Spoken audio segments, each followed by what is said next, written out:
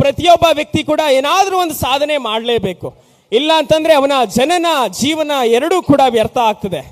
ತಮ್ಮ 3 ಅವಧಿಯಲ್ಲಿ ಸೋಲನ್ನ ಕಂಡಿದ್ರು ಕೂಡ ಇವತ್ತಿನ ದಿನ ಯಾವುದೇ ಶಾಸಕರಿಗೆ ಕಮ್ಮಿ ಇಲ್ಲದೆ ನಮ್ಮ ಉತ್ತರ ಕನ್ನಡ ಜಿಲ್ಲೆಯ ಕುಮಟಾ ಹೊನ್ನಾವರ ವಿಧಾನಸಭಾ ಕ್ಷೇತ್ರದಲ್ಲಿ ಯುವಕರ ಕಣ್ಮಣಿಯಾಗಿ ಗುರುತಿಸಿಕೊಂಡಿರುವಂತ ನಮ್ಮ ನಿಮ್ಮೆಲ್ಲರ ನೆಚ್ಚಿನ ನಾಯಕರು ಶ್ರೀಯುತ ಸೂರಜ್ ನಾಯ್ಕ್ ಸೋನಿ ಅವರು ಅವರ ನುಡಿಗಾಗಿ ವೇದಿಕೆಯನ್ನ ನೀಡ್ತಾ ಇದ್ದೇವೆ. ಸೂರಜ್ ನಾಯ್ಕ್ ಸೋನಿ ಅವರಿಗೆ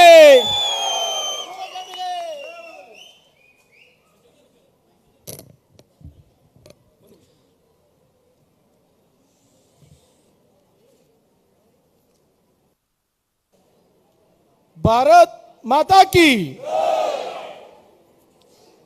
ಸನ್ಮಾನ್ಯ ಮಣ್ಣಿನ ಮಗ HD ದೇವೇಗೌಡರಿಗೆ, ನಮ್ಮೆಲ್ಲರ ಕಣ್ಮಣಿ ಕುಮಾರಣ್ಣನಿಗೆ, ನಮ್ಮೆಲ್ಲರ ರಾಜ್ಯದ ಯುವರಾಜ ನಿಖಿಲ್ ಅಣ್ಣನಿಗೆ, JDS ಪಕ್ಷಕ್ಕೆ, ತೆನೆ ಹೊತ್ತ ಮಹಿಳೆಗೆ, ನಿಮ್ಮೆಲ್ಲರಿಗೂ ಜಯವಾಗಲಿ. ನಮ್ಮೆಲ್ಲ ಬಂಧುಗಳಿಗೆ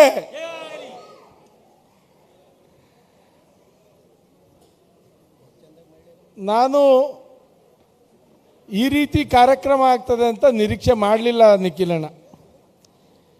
ಈ ಪ್ರಮಾಣದಲ್ಲಿ ಎಲ್ಲರೂ ಬರ್ತಾರೆ ಅನ್ನೋದು ಕಲ್ಪನೆನೂ ನಾನು ಇಟ್ಕೊಂಡಿಲ್ಲಾಗಿದ್ದೆ. ಆಮೇಲೆ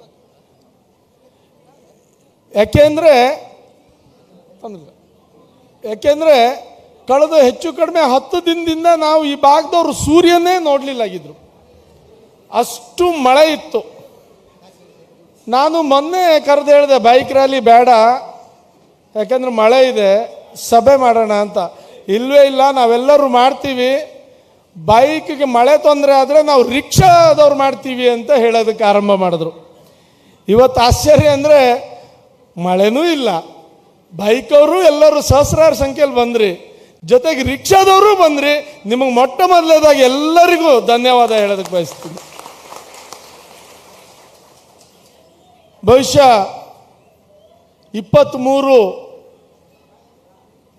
23 ಮೇ 13ರಂದು ನಾವು 18 ಸುತ್ತಿನಲ್ಲಿ ಫಸ್ಟ್ 1-2 ಸುತ್ತಲ್ಲಿ ಹೆಚ್ಚು ಕಡಿಮೆ ಇತ್ತು ಬಿಟ್ರೆ 17 ಸುತ್ತು ಲೀಡಲ್ಲಿದ್ದಿ. 17 ಸುತ್ತು ಲೀಡಲ್ಲಿದ್ದಿ. ಒಂದು ಹಂತದಲ್ಲಿ 6,000ವರೆಗೂ ಲೀಡ್ಗೆ ಹೋಗಿ ಕೊನೆ ಸುತ್ತಲ್ಲಿ 1,500 ಲೀಡ್ ಇದ್ದಾಗ ನಮ್ಮೆಲ್ಲ ಕಾರ್ಯಕರ್ತರು ವಿಜಯೋತ್ಸವ ಆಚರಿಸಿದಾಗ 18ನೇ ಸುತ್ತಿನ ಒಳಗಡೆ ಮಾಹಿತಿ ನಾನು ಗೆದ್ದಿದ್ದೆ ಅಂತ. ಆದರೆ ಹೊರಗಡೆ ಒಂದು ದಿಗ್ಭ್ರಮೆ ಇಡೀ ಕಾರ್ಯಕರ್ತರಿಗೆ, ಇಡೀ ಕುಮಟಾ ಹೊನ್ನಾವರ ಜನತೆಗೆ ಆದದ್ದು ನಾನು ಸೋತೆ ಅನ್ನೋದು ಒಂದು ಶಬ್ದ ಕೇಳಿ ಎಲ್ಲರೂ ದಿಗ್ಭ್ರಮೆಗೊಂಡ್ರು. ಇವತ್ತು ನ್ಯಾಯಾಲಯದ ಕಟಕಟಲ್ಲಿ ಇದ್ದೀನಿ. 12 ಬೂತ್ ಮಷೀನ್ನೇ ಚೇಂಜ್ ಆದದ್ದು, ದಾಖಲೆಗಳು ಕೋರ್ಟಲ್ಲಿ ಸಬ್ಮಿಟ್ ಆಗಿದೆ. ಅಧಿಕಾರಿಗಳು, ಇಲೆಕ್ಷನ್ ಆಫೀಸರ್ ಯಾರೂ ಅದು ಇಲ್ಲ ಅಂತ ಹೇಳಲಿಲ್ಲ. ನೋಡೋಣ ದೇವ್ರು ಏನು ಮಾಡ್ತಾನೋ, ನ್ಯಾಯಾಲಯ ಏನು ಮಾಡ್ತದೋ, ನಾನು ತಲೆ ಬಾಗ್ತೀನಿ. ಆದರೆ ಅನ್ಯಾಯ ಆದದ್ದೆಲ್ಲೋ ಒಂದು ಕಡೆ ಕಂಡು ಬಂತು. ಇಂಥ ಸಂದರ್ಭದಲ್ಲಿ ಯಾವ ಸಂದರ್ಭ ಅಂದರೆ ನಾವು ಒಂದು ಚುನಾವಣೆ ಎದುರಿಸಿದ್ದು ಅಂದರೆ ಬಹುಶಃ 13ನೇ ತಾರೀಕಿಂದ ನಾಮಿನೇಷನ್ ಸ್ಟಾರ್ಟು. ಕುಮಾರಣ್ಣ ಹೆಲಿಕಾಪ್ಟ್ರಲ್ಲಿ 12ನೇ ತಾರೀಕಿಗೆ ಇಲ್ಲಿ ಬಂದಿದ್ದರು. ಬಂದಂಥ ಸಂದರ್ಭದಲ್ಲಿ ಸಾವಿರಾರು ಸಂಖ್ಯೆಯಲ್ಲಿ ಕಾರ್ಯಕರ್ತರು ಬಂದು ಕಾರ್ಯಕ್ರಮನ ಅದ್ಭುತವಾಗಿ ಮಾಡಿಕೊಟ್ರು. ಚುನಾವಣೆ ಸಂದರ್ಭದಲ್ಲಿ ಕುಮಾರಣ್ಣ ಇಡೀ ರಾಜ್ಯ ಪ್ರವಾಸ ಮಾಡೋದ್ರಿಂದ, ನಿಖಿಲಣ್ಣನೂ ಬೇರೆ ಬೇರೆ ಕಡೆ ಹೋಗೋದ್ರಿಂದ ನನಗೆ ಆ ಚುನಾವಣೆ ಸಂದರ್ಭದಲ್ಲಿ ಒಂದು ಸಲ ಬಂದುಬಿಟ್ಟಿದ್ರೆ, ಕುಮಾರಣ್ಣ ಯಾವಾಗೂ ಹೇಳ್ತಾರೆ, ನಾನೇನಾದರೂ ಮತ್ತೊಂದು ಸಲ ಕುಮಟಾ ಕ್ಷೇತ್ರಕ್ಕೆ ಬಂದುಬಿಟ್ಟಿದ್ರೆ ಇವತ್ತು ನಾನು ಸೂರಜ್ನ MLA ಕುಳಿಸ್ಕೊಂತಿದ್ದೆ ಅನ್ನೋ ಒಂದು ನೋವು ಇವತ್ತವರೆಗೂ ಕುಮಾರಣ್ಣನಲ್ಲಿದೆ. ನನಗೂ ಅದಾದಮೇಲೆ ಯಾಕೆಂದರೆ ನನಗೆ ಗೊತ್ತು ಈ ಕ್ಷೇತ್ರದಲ್ಲಿ ಯಾವ ರೀತಿ ಒಂದು ಸ್ಪಿರಿಟ್ಟು, ಈ ಪಕ್ಷದ ಮೇಲೆ ನನ್ನ ಮೇಲಿದೆ ಅನ್ನೋದು ನನಗೆ ಚೆನ್ನಾಗಿ ಗೊತ್ತಿದೆ. ಅದಾದಮೇಲೆ ಒಂದ್ಸರಿ ಕುಮಾರಣ್ಣಗೆ ಬಂದು ಹೋಗಬೇಕು ಅಂದಿದ್ದೆ, ಬರ್ತೀನಿ ಅಂತೂ ಹೇಳಿದರು. ಆದರೆ ಇವತ್ತು ಅವರು ರಾಷ್ಟ್ರ ನಾಯಕರಾಗಿ ಕೂತಿದ್ದಾರೆ. ಇವತ್ತು ಸನ್ಮಾನ್ಯ ದೇವೇಗೌಡರ ಆಶೀರ್ವಾದದಿಂದ, ನಿಮ್ಮೆಲ್ಲ ಕನ್ನಡ ಜನತೆಯ ಆಶೀರ್ವಾದದಿಂದ ನರೇಂದ್ರ ಮೋದಿ ಅವರು ಅವರಿಗೆ ಕ್ಯಾಬಿನೆಟ್ ದರ್ಜೆ ಸಚಿವರಾಗಿ ರಾಷ್ಟ್ರಕ್ಕೆ ತಗೊಂಡೋಗಿ ಮುಟ್ಟಿಸ್ಕೊಂಡಿದ್ದಾರೆ. ಹಾಗಾಗಿ ನನಗೂ ಕೇಳಿದೆ, ಬಟ್ ವಸ್ತುಸ್ಥಿತಿ ಗೊತ್ತಾಯಿತು, ಸುಮ್ಮನೆ ಕೂತಿದ್ದೆ. ಆದರೆ ನನಗೆ ಗೊತ್ತಿತ್ತು, ನನ್ನ ಕ್ಷೇತ್ರದಲ್ಲಿ ಎಷ್ಟೋ ಜನ ಇವತ್ತು ಪ್ರೀತಿ ಮಾಡ್ತಾ ಇದ್ದಾರೆ, ನಮ್ಮ ಜೊತೆಗಿದ್ದಾರೆ. ಆದ್ರೆ ಅವರಿಗೆ ಯಾರಾದರೂ ಬಂದು ಮಾತಾಡಿಸ್ಬೇಕು ನಮ್ಮ ಹಿರಿಯರು ಅಂದ್ಕೊಂಡು ನಾವು ವಿಲಿ ಒದ್ದಾಡ್ತಾ ಇದ್ದೆ. ಇವತ್ತು ನಿಖಿಲಣ್ಣ ಭಾಳ ವಯಸ್ಸಲ್ಲಿ ಸಣ್ಣವರು, ಆದರೆ ದೇವೇಗೌಡರ ತಕ್ಕ ಮೊಮ್ಮಗ ಅಂತ ಯಾರಾದರೂ ತೋರಿಸ್ಕೊಟ್ಟಿದ್ರೆ ಅದು ನಿಖಿಲ್ ಕುಮಾರಸ್ವಾಮಿ ಅವರು. ಯಾಕೆಂದರೆ ಚನ್ನಪಟ್ಟಣ ಚುನಾವಣೆ ಸೋತ ಮೇಲೆ, ಚನ್ನಪಟ್ಟಣ ಚುನಾವಣೆ ನಾವೆಲ್ಲ ಕೋರ್ ಕಮಿಟಿಲಿ ಇದ್ದಂಥವ್ರು, ವೀರಭದ್ರಪ್ಪ ಅವರು ನಾವೆಲ್ಲರೂ ಕೋರ್ ಕಮಿಟಿಲಿ ಇದ್ದಂಥವ್ರು, ನಾವು ಹತ್ತಿರದಿಂದ ನೋಡಿದ್ದೀವಿ. ನಿಖಿಲಣ್ಣಗೆ ಯಾವ ಕಾರಣಕ್ಕೂ ಚನ್ನಪಟ್ಟಣದಲ್ಲಿ ನಿಲ್ಲೋ ಮನಸ್ಸಿಲ್ಲಾಗಿತ್ತು. ಪಕ್ಷದ ಹಿತದೃಷ್ಟಿಯಿಂದ ನಿಲ್ಲುವಂಥ ತೀರ್ಮಾನ ಮಾಡಿದ್ರು. ಪಕ್ಷದ ಹಿತದೃಷ್ಟಿಯಿಂದ. ಯಾಕೆ ಅಂದರೆ ಸರ್ಕಾರ ಇವತ್ತು ಕಾಂಗ್ರೆಸ್ಸಲ್ಲಿದೆ, ದುಡ್ಡನ್ನು ಹೊಳೆ ಹರಿಸ್ತಾರೆ, ಅದೆಲ್ಲ ಇದ್ರ ಮಧ್ಯೆ ನಿಖಿಲಣ್ಣ ಪಕ್ಷಕ್ಕಾಗಿ ನಿಲ್ಲುವಂಥದ್ದು ಮಾಡಿದ್ರು. ಗೊತ್ತಿತ್ತು ನಮಗೆಲ್ಲೋ ಒಂದು ಕಡೆ ರಿಸಲ್ಟ್ ಏನು ಬರ್ತದೆ ಅಂತ, ಆದರೂ ಹೋರಾಟ ಮಾಡಿದ್ರು. ನಮಗೆಲ್ಲ ಆವತ್ತೇ ಅವರು ಸೋಲು ಅನುಭವಿಸಿದಾಗ ಕಣ್ಣಲ್ಲಿ ನೀರು ಬಂತು. ಯಾಕಂದ್ರೆ ನಾವೆಲ್ಲ ಹೋಗಿ ಅಲ್ಲಿ ತಿಂಗಳುಗಟ್ಟಲೆ ದುಡಿದ್ವಿ. ಆ ದುಡ್ದಂಥ ಸಂದರ್ಭದಲ್ಲಿ ನಮಗೆ ಭಾಳ ಒಂಥರ ಹುಮ್ಮಸ್ಸಿತ್ತು, ನಾವು ಗೆಲ್ತೀವಿ ಅಂತ. ಆದ್ರೆ ಕೊನೆಯಲ್ಲಿ ಅದು ಯಾವ ರೀತಿ ಅಂದರೆ, ಒಂದೊಂದು ಮತದಾರರಿಗೆ 5-10 ಸಾವಿರ ಆಮಿಷ ತೋರಿಸಿದಾಗ ಏನೇನಾಗ್ತದೆ ನಿಮಗೆ ಗೊತ್ತು. ಹಾಗಾಗಿ ನಾವು ಕಣ್ಣಲ್ಲಿ ನೀರು ಹಾಕಿದಂಥ ಸಂದರ್ಭದಲ್ಲಿ ನಮಗೆ ಹುರಿದುಂಬಿಸಿದವ್ರು ಯಾರು ಅಂದರೆ ನಿಖಿಲ್ ಕುಮಾರಸ್ವಾಮಿ ಅವರು. ಅವ್ರು ಒಂದೇ ಮಾತು ಹೇಳಿದ್ರು, ನಾನು ಈ ಪಕ್ಷಕ್ಕಾಗಿ, ಯಾಕೆಂದರೆ ದೇವೇಗೌಡರು ಇಡೀ ರಾಜ್ಯದಲ್ಲಿ ಪಕ್ಷವನ್ನು ಕಟ್ಟಿದ್ದಾರೆ, ನಿಖಿಲಣ್ಣ ಕುಮಾರಣ್ಣ ಇಡೀ ಮನೆ ಮಾತಾಗಿದ್ದಾರೆ ರಾಜ್ಯದಲ್ಲಿ ಅವ್ರು ಕೊಟ್ಟಂಥ ಸರ್ಕಾರದಿಂದ. ಹಾಗಾಗಿ ನಾನು ಪಕ್ಷ ಉಳಿಸ್ತೀನಿ, ನಾನು ಇಡೀ ರಾಜ್ಯ ಪ್ರವಾಸ ಮಾಡ್ತೀನಿ ಅಂದರು. ನಮಗೆಲ್ಲ ಒಂದ್ಸರಿ ಮನಸ್ಸು, ಹೌದಪ್ಪ ಎಂಥ ಮೊಮ್ಮಗನ್ನ ದೇವೇಗೌಡರು ಕೊಟ್ಟುಬಿಟ್ರು ಅಂತ ಅನಿಸ್ಬಿಡ್ತು. ನೋಡಿ ಮಳೆರಾಯ ಈಗ ಬರ್ತಾ ಇದ್ದಾನೆ. ಧನ್ಯವಾದ ಮಳೆರಾಯನಿಗೆ, ದೇವರಿಗೆ. ಅಂಥ ಸಂದರ್ಭದಲ್ಲಿ ನಿಖಿಲ್ ಕುಮಾರಸ್ವಾಮಿಯವರು ಒಪ್ಪಿ ಪಕ್ಷಕ್ಕಾಗಿ ಇಡೀ ರಾಜ್ಯಕ್ಕೆ ಬರ್ತಾ ಇದ್ದಾರೆ. ನಮಗೊಂದು ಕಡೆ ಅಳುಕಿತ್ತು, ನಾವು ಇಷ್ಟೊಂದು ಪಕ್ಷ ಕಟ್ಕೊಂಡು ನಮ್ಮ ಯಾರು ಲೀಡ್ರ್ ಬರ್ತಾ ಇಲ್ಲ, ನಮ್ಮ ಯಾರು ನೋಡ್ಕೊಳ್ಳೋರು ಅನ್ನೋ ಒಂದು ಸಂದರ್ಭದಲ್ಲಿ ಕಾರ್ಯಕರ್ತರನ್ನ ಹುರಿದುಂಬಿಸೋ ರೀತಿಯಲ್ಲಿ ಇವತ್ತು ನಿಖಿಲಣ್ಣ ಕುಮಟಾಗೆ ಬಂದಿದ್ದಾರಲ್ಲ, ಕುಮಟಾ ಹೊನ್ನಾವರಕ್ಕೆ ಬಂದಿದ್ದಾರಲ್ಲ, ನಮ್ಮೆಲ್ಲ ಜನತೆ ಪರವಾಗಿ, ಪಕ್ಷದ ಕಾರ್ಯಕರ್ತರ ಪರವಾಗಿ, ಮುಖಂಡರ ಪರವಾಗಿ ನಿಮಗೆ ಕೋಟಿ ಕೋಟಿ ನಮನ. ನಿಖಿಲಣ್ಣ, ಈ ಪಕ್ಷ ಉಳಿಸೋದಕ್ಕೆ ನಿಮ್ಮ ಹೋರಾಟ ಮಾಡ್ತಿದ್ದೀರಿ. ನಮ್ಮೆಲ್ಲರ ಗುರಿ ಒಂದೇ, ನಮ್ಮೆಲ್ಲರ ಗುರಿ ಕುಮಾರಣ್ಣನ ಮತ್ತೊಮ್ಮೆ ಮುಖ್ಯಮಂತ್ರಿಯಾಗಿ ನೋಡಬೇಕು ಅನ್ನೋದೇ ನಮ್ಮ ಗುರಿ. ಅದಕ್ಕಾಗಿ ಇಡೀ ರಾಜ್ಯ ಪ್ರವಾಸಕ್ಕೆ ಬಂದೇ ಬರ್ತಾರೆ ನಿಖಿಲಣ್ಣ, ಮತ್ತು ಎಲ್ಲ ಕಡೆನೂ ಬರ್ತಾರೆ. ಮತ್ತೊಂದು ನಮ್ಮ ಗುರಿ ಏನು ಅಂದರೆ, ನಮ್ಮ ಗುರಿ ಅದು ನಿಖಿಲಣ್ಣಂದಲ್ಲ, ನಮ್ಮೆಲ್ಲರ ಗುರಿ ಒಂದ್ಸರಿ ಕುಮಾರಣ್ಣ ಮುಖ್ಯಮಂತ್ರಿ ಆದಮೇಲೆ ಮುಂದಿನ ದಿನದಲ್ಲಿ ನಿಖಿಲ್ ಕುಮಾರಸ್ವಾಮಿ ಅವರನ್ನ ಮುಖ್ಯಮಂತ್ರಿಯಾಗಿ ಮಾಡಬೇಕು ಅನ್ನೋದೇ ನಮ್ಮೆಲ್ಲರ ಆಶೆ.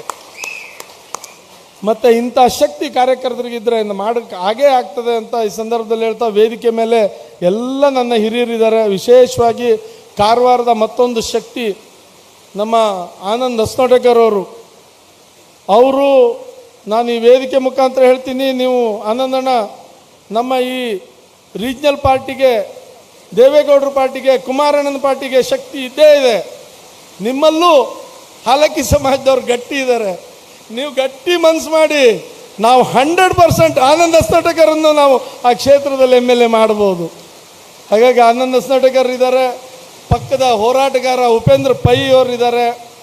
ಮತ್ತೊಂದು ಬಹಳ ವಿಶೇಷ, ಈ ಪಕ್ಷದ ಕಾರ್ಯಕರ್ತರ ಪಕ್ಷ ಹೇಗೆ ಅಂದರೆ, ಕುಮಟಾದಲ್ಲಾಗೋ ಕಾರ್ಯಕ್ರಮಕ್ಕೆ ದೂರದ ಮಾಲೂರು ಅಂದರೆ ಬೆಂಗಳೂರು ಪಕ್ಕ ಕೋಲಾರ, ಮಾಲೂರಿಂದ ನಮ್ಮ ಮಹಿಳಾ ಘಟಕದ ರಾಜ್ಯಾಧ್ಯಕ್ಷರಾದ ರಶ್ಮಿ ರಾಮೇಗೌಡರು ಬಂದಿದ್ದಾರೆ. ಅವ್ರಿಗೂ ನಾನು ನಮಸ್ಕಾರ ತಾಯಿ, ಪಕ್ಷ ಕಟ್ಟೋದಕ್ಕೆ ಇಷ್ಟು ದೂರದಿಂದ ಬಂದಿದ್ದೀರಿ. ದೇವ್ರು ನಿಮ್ಗೆ ಒಳ್ಳೇದು ಮಾಡಲಿ. ಈ ಪಕ್ಷ ಖಂಡಿತ ನಿಮ್ಮಂಥವ್ರಿಂದ ಬೆಳೀತದೆ. ಅದ್ರ ಜೊತೆಗೆ ನಮ್ಮ ವೀರಭದ್ರಪ್ಪ ಅವರು ಮಾಜಿ ಶಾಸಕರು, ಅವರು ಹುಬ್ಳಿಯಿಂದ ಬಂದಿದ್ದಾರೆ ಈ ಪಕ್ಷಕ್ಕೆ ಚೈತನ್ಯ ತುಂಬೋದಕ್ಕೆ. ಅದ್ರ ಜೊತೆಲಿ ನಮ್ಮ ಬಾಲರಾಜ್ ಗುತ್ತೇದಾರ್ ಎಲ್ಲಿಂದ ಬಂದಿದ್ದಾರೆ ಗೊತ್ತಾ? ನಿಮ್ಮ ಈ ನಾಮದಾರಿ ಈಡಿಗೆ ಸಮುದಾಯದವರು. ಅವರು ಅಲ್ಲಿದು ಅವ್ರು ಎಲ್ಲಿಂದ ಬಂದಿದ್ದಾರೆ ಅಂದರೆ ಗುಲ್ಬರ್ಗಾದಿಂದ ಬಂದಿದ್ದಾರೆ. ಅವರು ಶೇಡಂ ಕ್ಷೇತ್ರದ ಅಭ್ಯರ್ಥಿ ಅವರು. ಅದ್ರ ಜೊತೆಯಲ್ಲಿ ನಮ್ಮ ಗುರುರಾಜ್ ಹುಣಸಿಮರದ್ ಧಾರವಾಡ ಜಿಲ್ಲಾ ಅಧ್ಯಕ್ಷರು ಬಂದಿದ್ದಾರೆ ಮತ್ತು ಉದಯ್ ಶೆಟ್ಟಿ ಉಡುಪಿ ಜಿಲ್ಲಾ ಅಧ್ಯಕ್ಷರು ಬಂದಿದ್ದಾರೆ. ಇವರೆಲ್ಲ ನಮಗೆ ಶಕ್ತಿ ತುಂಬೋದಕ್ಕೆ ಬಂದಿದ್ದಾರೆ. ನಿಮ್ಮೆಲ್ಲರಿಗೂ ಹೊರಗಿನಿಂದ ಬಂದವ್ರಿಗೆ ಧನ್ಯವಾದ. ನಮ್ಮ ಜಿಲ್ಲೆಯ ಉಪಾಧ್ಯಕ್ಷರು ನಮ್ಮ ಗಣಪೇಗೌಡರು, ಅಧ್ಯಕ್ಷರಾದ ಗಣಪೇಗೌಡರು, ಅವ್ರಿಗೆ ಹುಷಾರಿಲ್ಲ. ಆ ಭಗವಂತ ಆದಷ್ಟು ಬೇಗ ಅವ್ರಿಗೆ ಮತ್ತು ಗುಣಮುಖ ಆಗಲಿ ಅಂತ ದೇವರಲ್ಲಿ ಪ್ರಾರ್ಥನೆ ಮಾಡ್ತಾ, ಜಿ ಕೆ ಪಟ್ಗಾರ್ ಅವರು ಉಪಾಧ್ಯಕ್ಷರ ಜೊತೆಗೆ ನನ್ನ 2 ಕಣ್ಣು ಇಲ್ಲಿ ಈ ಕ್ಷೇತ್ರದಲ್ಲಿ ಯಾರ್ಯಾರು ಅಂದರೆ, ಒಂದು ಕುಮಟಾ ತಾಲೂಕು ಅಧ್ಯಕ್ಷರಾದ ಸಿ ಜಿ ಹೆಗಡೆ ಮತ್ತು ಒಂದು ಹೊನ್ನಾವರ ತಾಲೂಕು ಅಧ್ಯಕ್ಷರಾದ ಟಿ ಟಿ ನಾಯ್ಕರು. ಅವರು ಈ ಪಕ್ಷಕ್ಕಾಗಿ ನಿರಂತರ ಹೋರಾಟ ಮಾಡ್ತಿದ್ದಾರೆ. ಅವ್ರ ಜೊತೆಯಲ್ಲಿ ನಮ್ಮ ದತ್ ಪಟ್ಗಾರ್ ಕುಮಟಾ ಕಾರ್ಯದರ್ಶಿಯವರು ಮೊನ್ನೆ ಮಾತ್ರ ಭಾರತ ಸೊಸೈಟಿ ಉಪಾಧ್ಯಕ್ಷರಾಗಿದ್ದಾರೆ. ಪಕ್ಷದ ಪರವಾಗಿ ಧನ್ಯವಾದ ಹೇಳ್ತೀನಿ. ರಾಜು ನಾಯ್ಕರು ಅಲ್ಲಿ ಸೊಸೈಟಿ ಅಧ್ಯಕ್ಷರಾಗಿದ್ದಾರೆ. ಅವ್ರಿಗೂ ನಮ್ಮ ಪಕ್ಷಕ್ಕೆ ಸೇರ್ಸ್ಕೊಂತ ಇದ್ದಾರೆ ದತ್ ಪಟ್ಗಾರ್ ಅವರು. ಅವರಿಗೂ ನಾನು ಈ ಸಂದರ್ಭದಲ್ಲಿ ಅಭಿನಂದನೆ ಸಲ್ಲಿಸ್ತೀನಿ. ಮತ್ತು ಸುಬ್ರಾಯ್ ಗೌಡರು, ಶ್ರೀಪಾದ್ ನಾಯ್ಕರು, ಸುಬ್ರಾಯ್ ಗೌಡರು ಹೊನ್ನಾವರ ಪಟ್ಟಣ ಪಂಚಾಯತ್ ಸದಸ್ಯರು ಮತ್ತು ಶ್ರೀಪಾದ್ ನಾಯ್ಕರು ಹೊನ್ನಾವರ ಪಟ್ಟಣ ಪಂಚಾಯತ್ ಸದಸ್ಯರು. ಅವರು ಒಂದು ಹೊನ್ನಾವರ ಭಾಗದಲ್ಲಿ ನಮ್ಮ ಶಕ್ತಿಯವರು, ಹಾಲಕ್ಕಿ ಸಮಾಜದ ಉದ್ಯೋನ್ಮುಖ ಮುಖಂಡ ನಮ್ಮ ಸುಬ್ರಾಯ್ ಗೌಡರು. ಅವರಿಗೂ ನಾನು ಈ ಸಂದರ್ಭದಲ್ಲಿ ಧನ್ಯವಾದ ಹೇಳ್ತೀನಿ. ಶ್ರೀಪಾದ್ ನಾಯ್ಕರಿದ್ದಾರೆ, ಉದಯ್ ಗೌಡರಿದ್ದಾರೆ. ಹೌದು, ಭಾಳ ಖುಷಿ ಆಯಿತು. ನಮ್ಮ ಪರಂಪರೆಯ ಮೆರುಗು ಯಾವುದು ಗೊತ್ತಾ? ಹಾಲಕ್ಕಿ ಸಮಾಜದ ಸುಗ್ಗಿ. ಆ ಸುಗ್ಗಿ ತುರಾಯಿಯನ್ನು ತೊಡಗಿಸೋಕ್ಕೆ ಅದನ್ನು ನಿಖಿಲಣ್ಣವ್ರು ಕೊಡೋದಕ್ಕೆ ಬಂದವ್ರು ಯಾರು ಅಂದರೆ 64 ಹಳ್ಳಿಯ ಗುರುಗೌಡರು ಬಂದಿದ್ದಾರೆ. ಅವರಿಗೂ ನಾನು ಈ ಸಂದರ್ಭದಲ್ಲಿ ಧನ್ಯವಾದ ಹೇಳ್ತೀನಿ. ಜೊತೆಗೆ ನನ್ನೆಲ್ಲ ಪಕ್ಷದ ಮೊಯ್ನಿ ನಾಯ್ಕ್ ಮಹಿಳಾ ಅಧ್ಯಕ್ಷರು ಬಂದಿದ್ದಾರೆ, ರೋಷನ್ ಬಾವಜಿ ಬಂದಿದ್ದಾರೆ. ಮತ್ತೆಲ್ಲರ ಹೆಸರು ದಯಮಾಡಿ ನಾನು ಹೇಳೋದಿಲ್ಲ, ಲೇಟ್ ಆಗಿದೆ, ಮತ್ತೆಲ್ಲರೂ ಮಾತಾಡಬೇಕು.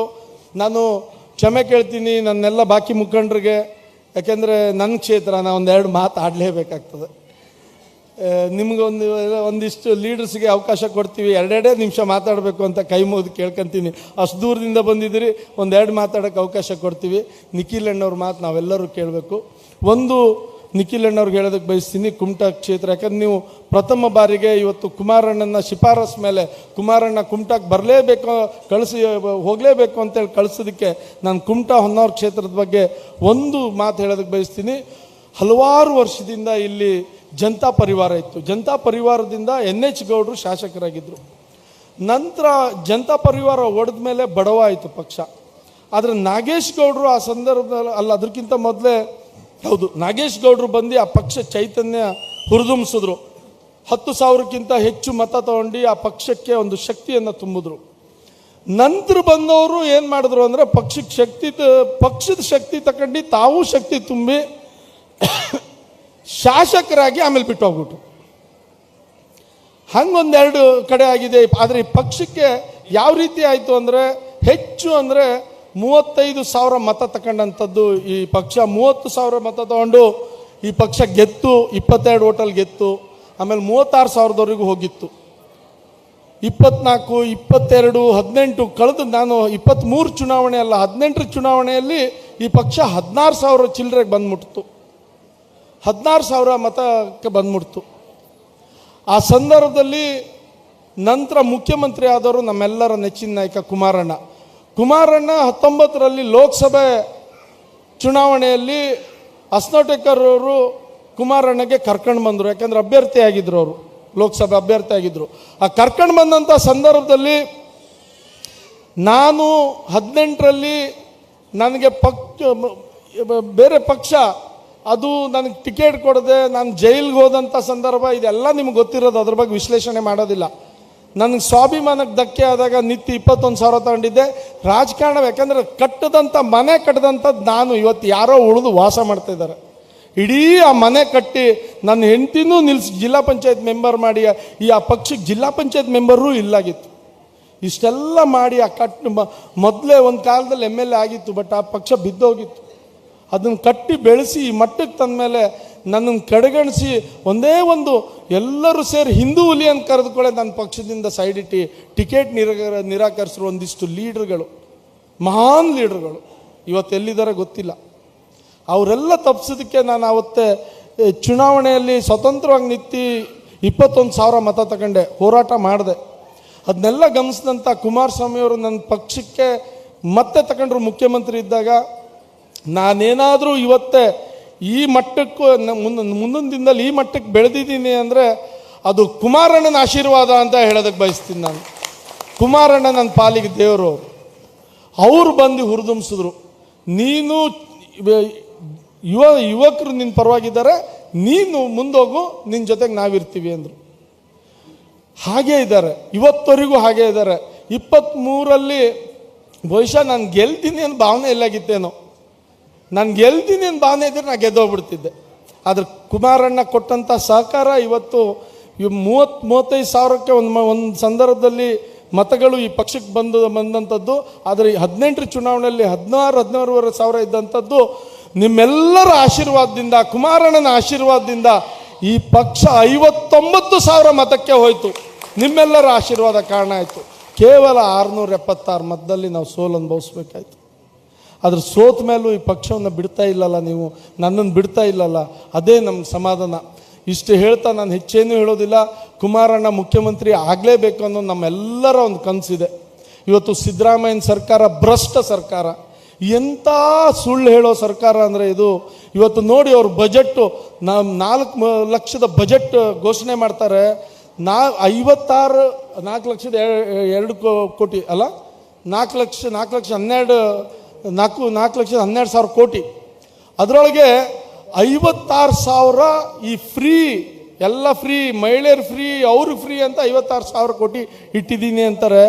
ಅದಕ್ಕೆ 56,000 ಕೋಟಿ ಇಟ್ಟದ್ದನ್ನ ಇಡೀ ಬಾಕಿ ಎಲ್ಲದಕ್ಕೂ ಕೆಲಸ ಇಲ್ಲ. ಇವತ್ತು ರಸ್ತೆ ಸರಿ ಆಗ್ತಾ ಇಲ್ಲ, ಯಾವುದೂ ಕಾಮಗಾರಿ ಆಗ್ತಾ ಇಲ್ಲ, ಅಭಿವೃದ್ಧಿ ಕೆಲಸ ಆಗ್ತಿಲ್ಲ. ಇದನ್ನ ನಾವು ಹೇಳ್ತಾ ಇಲ್ಲ, ಅವ್ರ ಪಕ್ಷದವರು ಹೇಳ್ತಿದ್ದಾರೆ, ಅವ್ರ ಪಕ್ಷದ ಶಾಸಕರು ಹೇಳ್ತಿದ್ದಾರೆ, ಅವ್ರ ಪಕ್ಷದ ಮಂತ್ರಿಗಳು ಹೇಳ್ತಾ ಇದ್ದಾರೆ. 15% 14-15% ಬಜೆಟ್ ಗಾತ್ರದ್ದು ದುಡ್ಡು ಕೊಟ್ಕೊಂಡು ಸಿದ್ದರಾಮಯ್ಯ ಅವರು ಏನಂತಿದ್ದಾರೆ ಅಂದರೆ, ಸಿದ್ದರಾಮಯ್ಯ ಅವರು ಬಾಕಿದಕ್ಕೆ ಅಭಿವೃದ್ಧಿಗೆ ದುಡ್ಡಿಲ್ಲ ಅಂತಾರೆ. ಅದೇ ನಮ್ಮ ಕುಮಾರಣ್ಣ 2018ರಲ್ಲಿ ಏನು ಸರ್ಕಾರ ರಚನೆ ಮಾಡಿ 2 ಲಕ್ಷದ ಬಜೆಟ್ ಗಾತ್ರ ಮಾಡಿ 36,000 ಕೋಟಿ ರೈತರಿಗೆ ಸಾಲ ಮನ್ನಾ ಮಾಡಿದ್ರಲ್ಲ, ಅದು 17% ಇದ್ರದ್ದು ಗಾತ್ರದ್ದು, ಬಜೆಟ್ ಗಾತ್ರದ್ದು. ಆದರೆ ಎಲ್ಲೂ ಅಭಿವೃದ್ಧಿ ಕಡಿಮೆ ಮಾಡಲಿಲ್ಲ, ಎಲ್ಲ ಕಡೆ ಎಲ್ಲೂ ರೇಟ್ ಹೆಚ್ಚು ಮಾಡಲಿಲ್ಲ. ಇವತ್ತು ಯಾವ ಪರಿಸ್ಥಿತಿ ಸಿದ್ದರಾಮಯ್ಯ ಅವರು ಮಾಡಿದ್ದಾರೆ ಅಂದರೆ, ಒಂದು ಮನೆಗೆ ಹೆಚ್ಚು ಕಡಿಮೆ 4,000 ಟ್ಯಾಕ್ಸ್ ಹೆಚ್ಚು ಮಾಡಿ 2,000 ಕೊಡ್ತಾ ಇದ್ದಾರೆ ಅಷ್ಟೇ. ಅದು ಬಿಟ್ಟರು ಮತ್ತೇನು ಮಾಡ್ತಿಲ್ಲ. ಆ 2,000ದಲ್ಲೂ ಅವ್ರು ಸರ್ಕಾರ ನಡ್ಸೋಕ್ಕಾಗ್ತಿಲ್ಲ, ಯಾವ ಅಭಿವೃದ್ಧಿ ಕಾಮಗಾರಿನೂ ಮಾಡೋಕ್ಕಾಗ್ತಿಲ್ಲ. ಯಾಕೆ ಗೊತ್ತೇನು? ಎಲ್ಲ ದುಡ್ಡು ಲೂಟಿ ಹೊಡೆಯಕ್ಕೆ ಹೋಗ್ತಾ ಇದೆ. ಅದು ಎಲ್ಲ ಫಂಡ್, SC ಫಂಡ್ ಇರ್ಬೋದು, ಎಲ್ಲ ಥರದ ಫಂಡಲ್ಲೂ ಲೂಟಿ ಹೊಡೆಯುವಂಥದ್ದು ಏನಾದರೂ ಆಗ್ತಾ ಇದೆ ಅಂದರೆ ಅದು ಸಿದ್ದರಾಮಯ್ಯನ ಸರ್ಕಾರದಲ್ಲಿ ಆಗ್ತಾ ಇದೆ. ಅದಕ್ಕಾಗಿ ನಾನು ಈ ಮತದಾರರಲ್ಲಿ, ಈ ಕ್ಷೇತ್ರದಲ್ಲಿ, ಈ ಕನ್ನಡ ಜನತೆಯಲ್ಲಿ ಹೇಳೋದು, ಕುಮಾರಣ್ಣ ಮತ್ತೆ ಬರಬೇಕು. ಬಡವರ ಪರವಾಗಿ, ರೈತರ ಪರವಾಗಿ, ಮೀನುಗಾರರ ಪರವಾಗಿ ಏನಾದರೂ ಇದ್ದಾರೆ ಅಂದರೆ ಅದು ಕುಮಾರಣ್ಣ, ದೇವೇಗೌಡರ ಮಗ ಕುಮಾರಣ್ಣ, ಅವ್ರ ಸರ್ಕಾರ ಬರಬೇಕು. ಆ ನಿಟ್ಟಿನಲ್ಲಿ ನಾವೆಲ್ಲರೂ ಹೋರಾಟ ಮಾಡೋಣ. ಮುಂದಿನ ದಿನದಲ್ಲಿ ಒಂದು ನಿಖಿಲಣ್ಣ, ನಾನು ಇವತ್ತೇ ನನಗೆ ಸಮಾಧಾನ ಆಗಿದೆ. ನಾನು ಸೋತ ಮೇಲೆ ಜನ ಎಲ್ಲೋ ಬಿಟ್ಟು ಹೋಗ್ತಾರೆ ಅನ್ನೋ ಒಂದು ಹೆದರಿಕೆ ಇತ್ತು ನನಗೆ. ನಾನು ಅದಕ್ಕೆ ಕುಮಾರಣ್ಣಗೆ ಹೇಳ್ತಿದ್ದೆ, ಬಂದೋಗೋಣ, ಒಂದ್ಸರಿ ಬಂದೋಗು ಅಂತ. ಆದರೆ ಇವತ್ತು ಈ ಮಳೆಯಲ್ಲೂ ಇಷ್ಟೆಲ್ಲ ರೆಡ್ ಅಲರ್ಟ್ ಇದ್ದಾಗೂ ನನಗೆ ಬೆಳಗ್ಗೆ ನಿಖಿಲಣ್ಣ ಹುಬ್ಳಿ ಏರ್ಪೋರ್ಟಿಂದ ಬರ್ಬೇಕಾದ್ರೆ ಹೇಳಿದ್ರು, ರೆಡ್ ಅಲರ್ಟ್ ಇದೆಯಲ್ಲಣ್ಣ, ಯಾಕೆ ರೋಡ್ ಶೋ ಮಾಡ್ತೀಯಾ ಅಂದರು. ಇಲ್ಲ ನನಗೆ ಯುವಕರು ಕೇಳ್ತಿಲ್ಲ, ಮಾಡೇ ಮಾಡ್ತೀನಿ ಅಂತ ಹೇಳಿದ್ರು. ಆದರೆ ಇವತ್ತು ನೀವೆಲ್ಲ ಕೊಟ್ಟಂಥ ಪ್ರೋತ್ಸಾಹ ನೋಡಿದ್ರೆ 23ರಲ್ಲಿ ಏನು ಒಂದು ಸ್ಪಿರಿಟಲ್ಲಿ ನೀವು ಕೆಲಸ ಮಾಡಿದ್ರಿ, ಅದೇ ಒಂದು ಹುಮ್ಮಸ್ಸು ಸ್ಪಿರಿಟ್ ಇಟ್ಟಿದ್ದೀರಿ ಅನ್ನೋದು ನನಗೆ 100% ಗ್ಯಾರಂಟಿ ಆಯ್ತು ಇವತ್ತೇ. ನಿಮ್ಗೆ ನಿಖಿಲ್ ಅಣ್ಣಗೆ ಒಂದು ಮಾತು ಹೇಳ್ತೀನಿ, ಕುಮಾರಣ್ಣಗೆ, ನಮ್ಮೆಲ್ಲರ ಮಣ್ಣಿನ ಮಗ ದೇವೇಗೌಡರಿಗೆ ನೀವು ಹೇಳೋಕ್ಕಡ್ಡಿಲ್ಲ ನನ್ನ ನಿಖಿಲ್ ಅಣ್ಣ, ಮುಂದಿನ ಚುನಾವಣೆ 28ರಲ್ಲಿ JDS ಪಕ್ಷದ ಗೆಲುವು ನಿಶ್ಚಿತ ಅನ್ನೋದು ಅದ್ರ ಬಗ್ಗೆ ಸಂದೇಹನೇ ಇಲ್ಲ. ನಾವು ಇಲ್ಲಿಂದ ಒಂದು ಕೊಡುಗೆ ಕೊಟ್ಟೇ ಕೊಡ್ತೀವಿ ಅಂತ ಹೇಳ್ತಾ ಬಂದಂಥ ಎಲ್ಲ ನನ್ನ ಮಾಧ್ಯಮ ಮಿತ್ರರಿಗೆ ಧನ್ಯವಾದ. ನಿಮಗೂ ಕಷ್ಟ ಆಗಿದೆ, ಮಾಧ್ಯಮದವ್ರಿಗೂ ಅಲ್ಲಿ ಕೂತ್ಕೊಳ್ಳೋಕೆ ಕಷ್ಟ ಆಗಿದೆ. ನನ್ನ ಯುವ ಮಿತ್ರರು ಹೊರಗಿದ್ದಾರೆ, ದಯಮಾಡಿ ಸಹಕರಿಸಬೇಕು. ನಿಮ್ಮ ಪ್ರೀತಿ ವಿಶ್ವಾಸದಿಂದನೇ ನಾನು ಈ ಮಟ್ಟಕ್ಕೆ ಬೆಳೆದಂಥವನು. ಈ ಪಕ್ಷಕ್ಕೆ ನನ್ನ ಮೇಲೆ ಸದಾ ಇದೇ ರೀತಿಯಿಂದ ಇದೇ ಪ್ರೀತಿ ಇರಲಿ ಅಂತ ಹೇಳ್ತಾ ಎಲ್ಲರಿಗೂ ಮತ್ತೊಮ್ಮೆ ನಮಸ್ಕಾರ ಮಾಡ್ತಾ, ಈ ಮಳೆಯಲ್ಲೂ ಈ ಮನೆ ಮಗನ್ನ ಉಳಿಸ್ಕೊಳ್ಳುವಂಥದ್ದು ಒಂದು ಪ್ರಯತ್ನ ತಾವುಗಳು ಮಾಡಿದ್ದೀರಲ್ಲ, ನಿಮ್ಮ ಒಂದು ಸೇವೆಗೆ ಸದಾ ಸಿದ್ಧ. ನಾನು ಸೋತರು ಮನೇಲಿ ಕುಳ್ಳಿಲ್ಲ, ಯಾವಾಗೂ ನಿಮ್ಮ ಪರವಾಗಿ ನಿಮ್ಮ ಜೊತೆಗೆ ಎಲ್ಲ ಕಡೆ ಓಡಾಡ್ತಾ ಇದ್ದೆ. ನಾನು ನಿಮ್ಮ ಪ್ರೀತಿ ವಿಶ್ವಾಸ ಇದೇ ರೀತಿ ಇಟ್ಕೊಂಡು ನಾನು ಸೇವೆ ಮಾಡೋ ಒಂದು ಅಭಿಲಾಷೆ ಇಟ್ಕೊಂಡಿದ್ದೀನಿ. ಆ ಸೇವೆಗೆ ಅವಕಾಶ ಕೊಡಬೇಕು ಅಂತ ಹೇಳ್ತಾ ಎಲ್ಲರಿಗೂ ಅನಿಸ್ತಾ ನನ್ನ ಮಾತನ್ನು ಮುಗಿಸ್ತೀನಿ. ನಮಸ್ಕಾರ.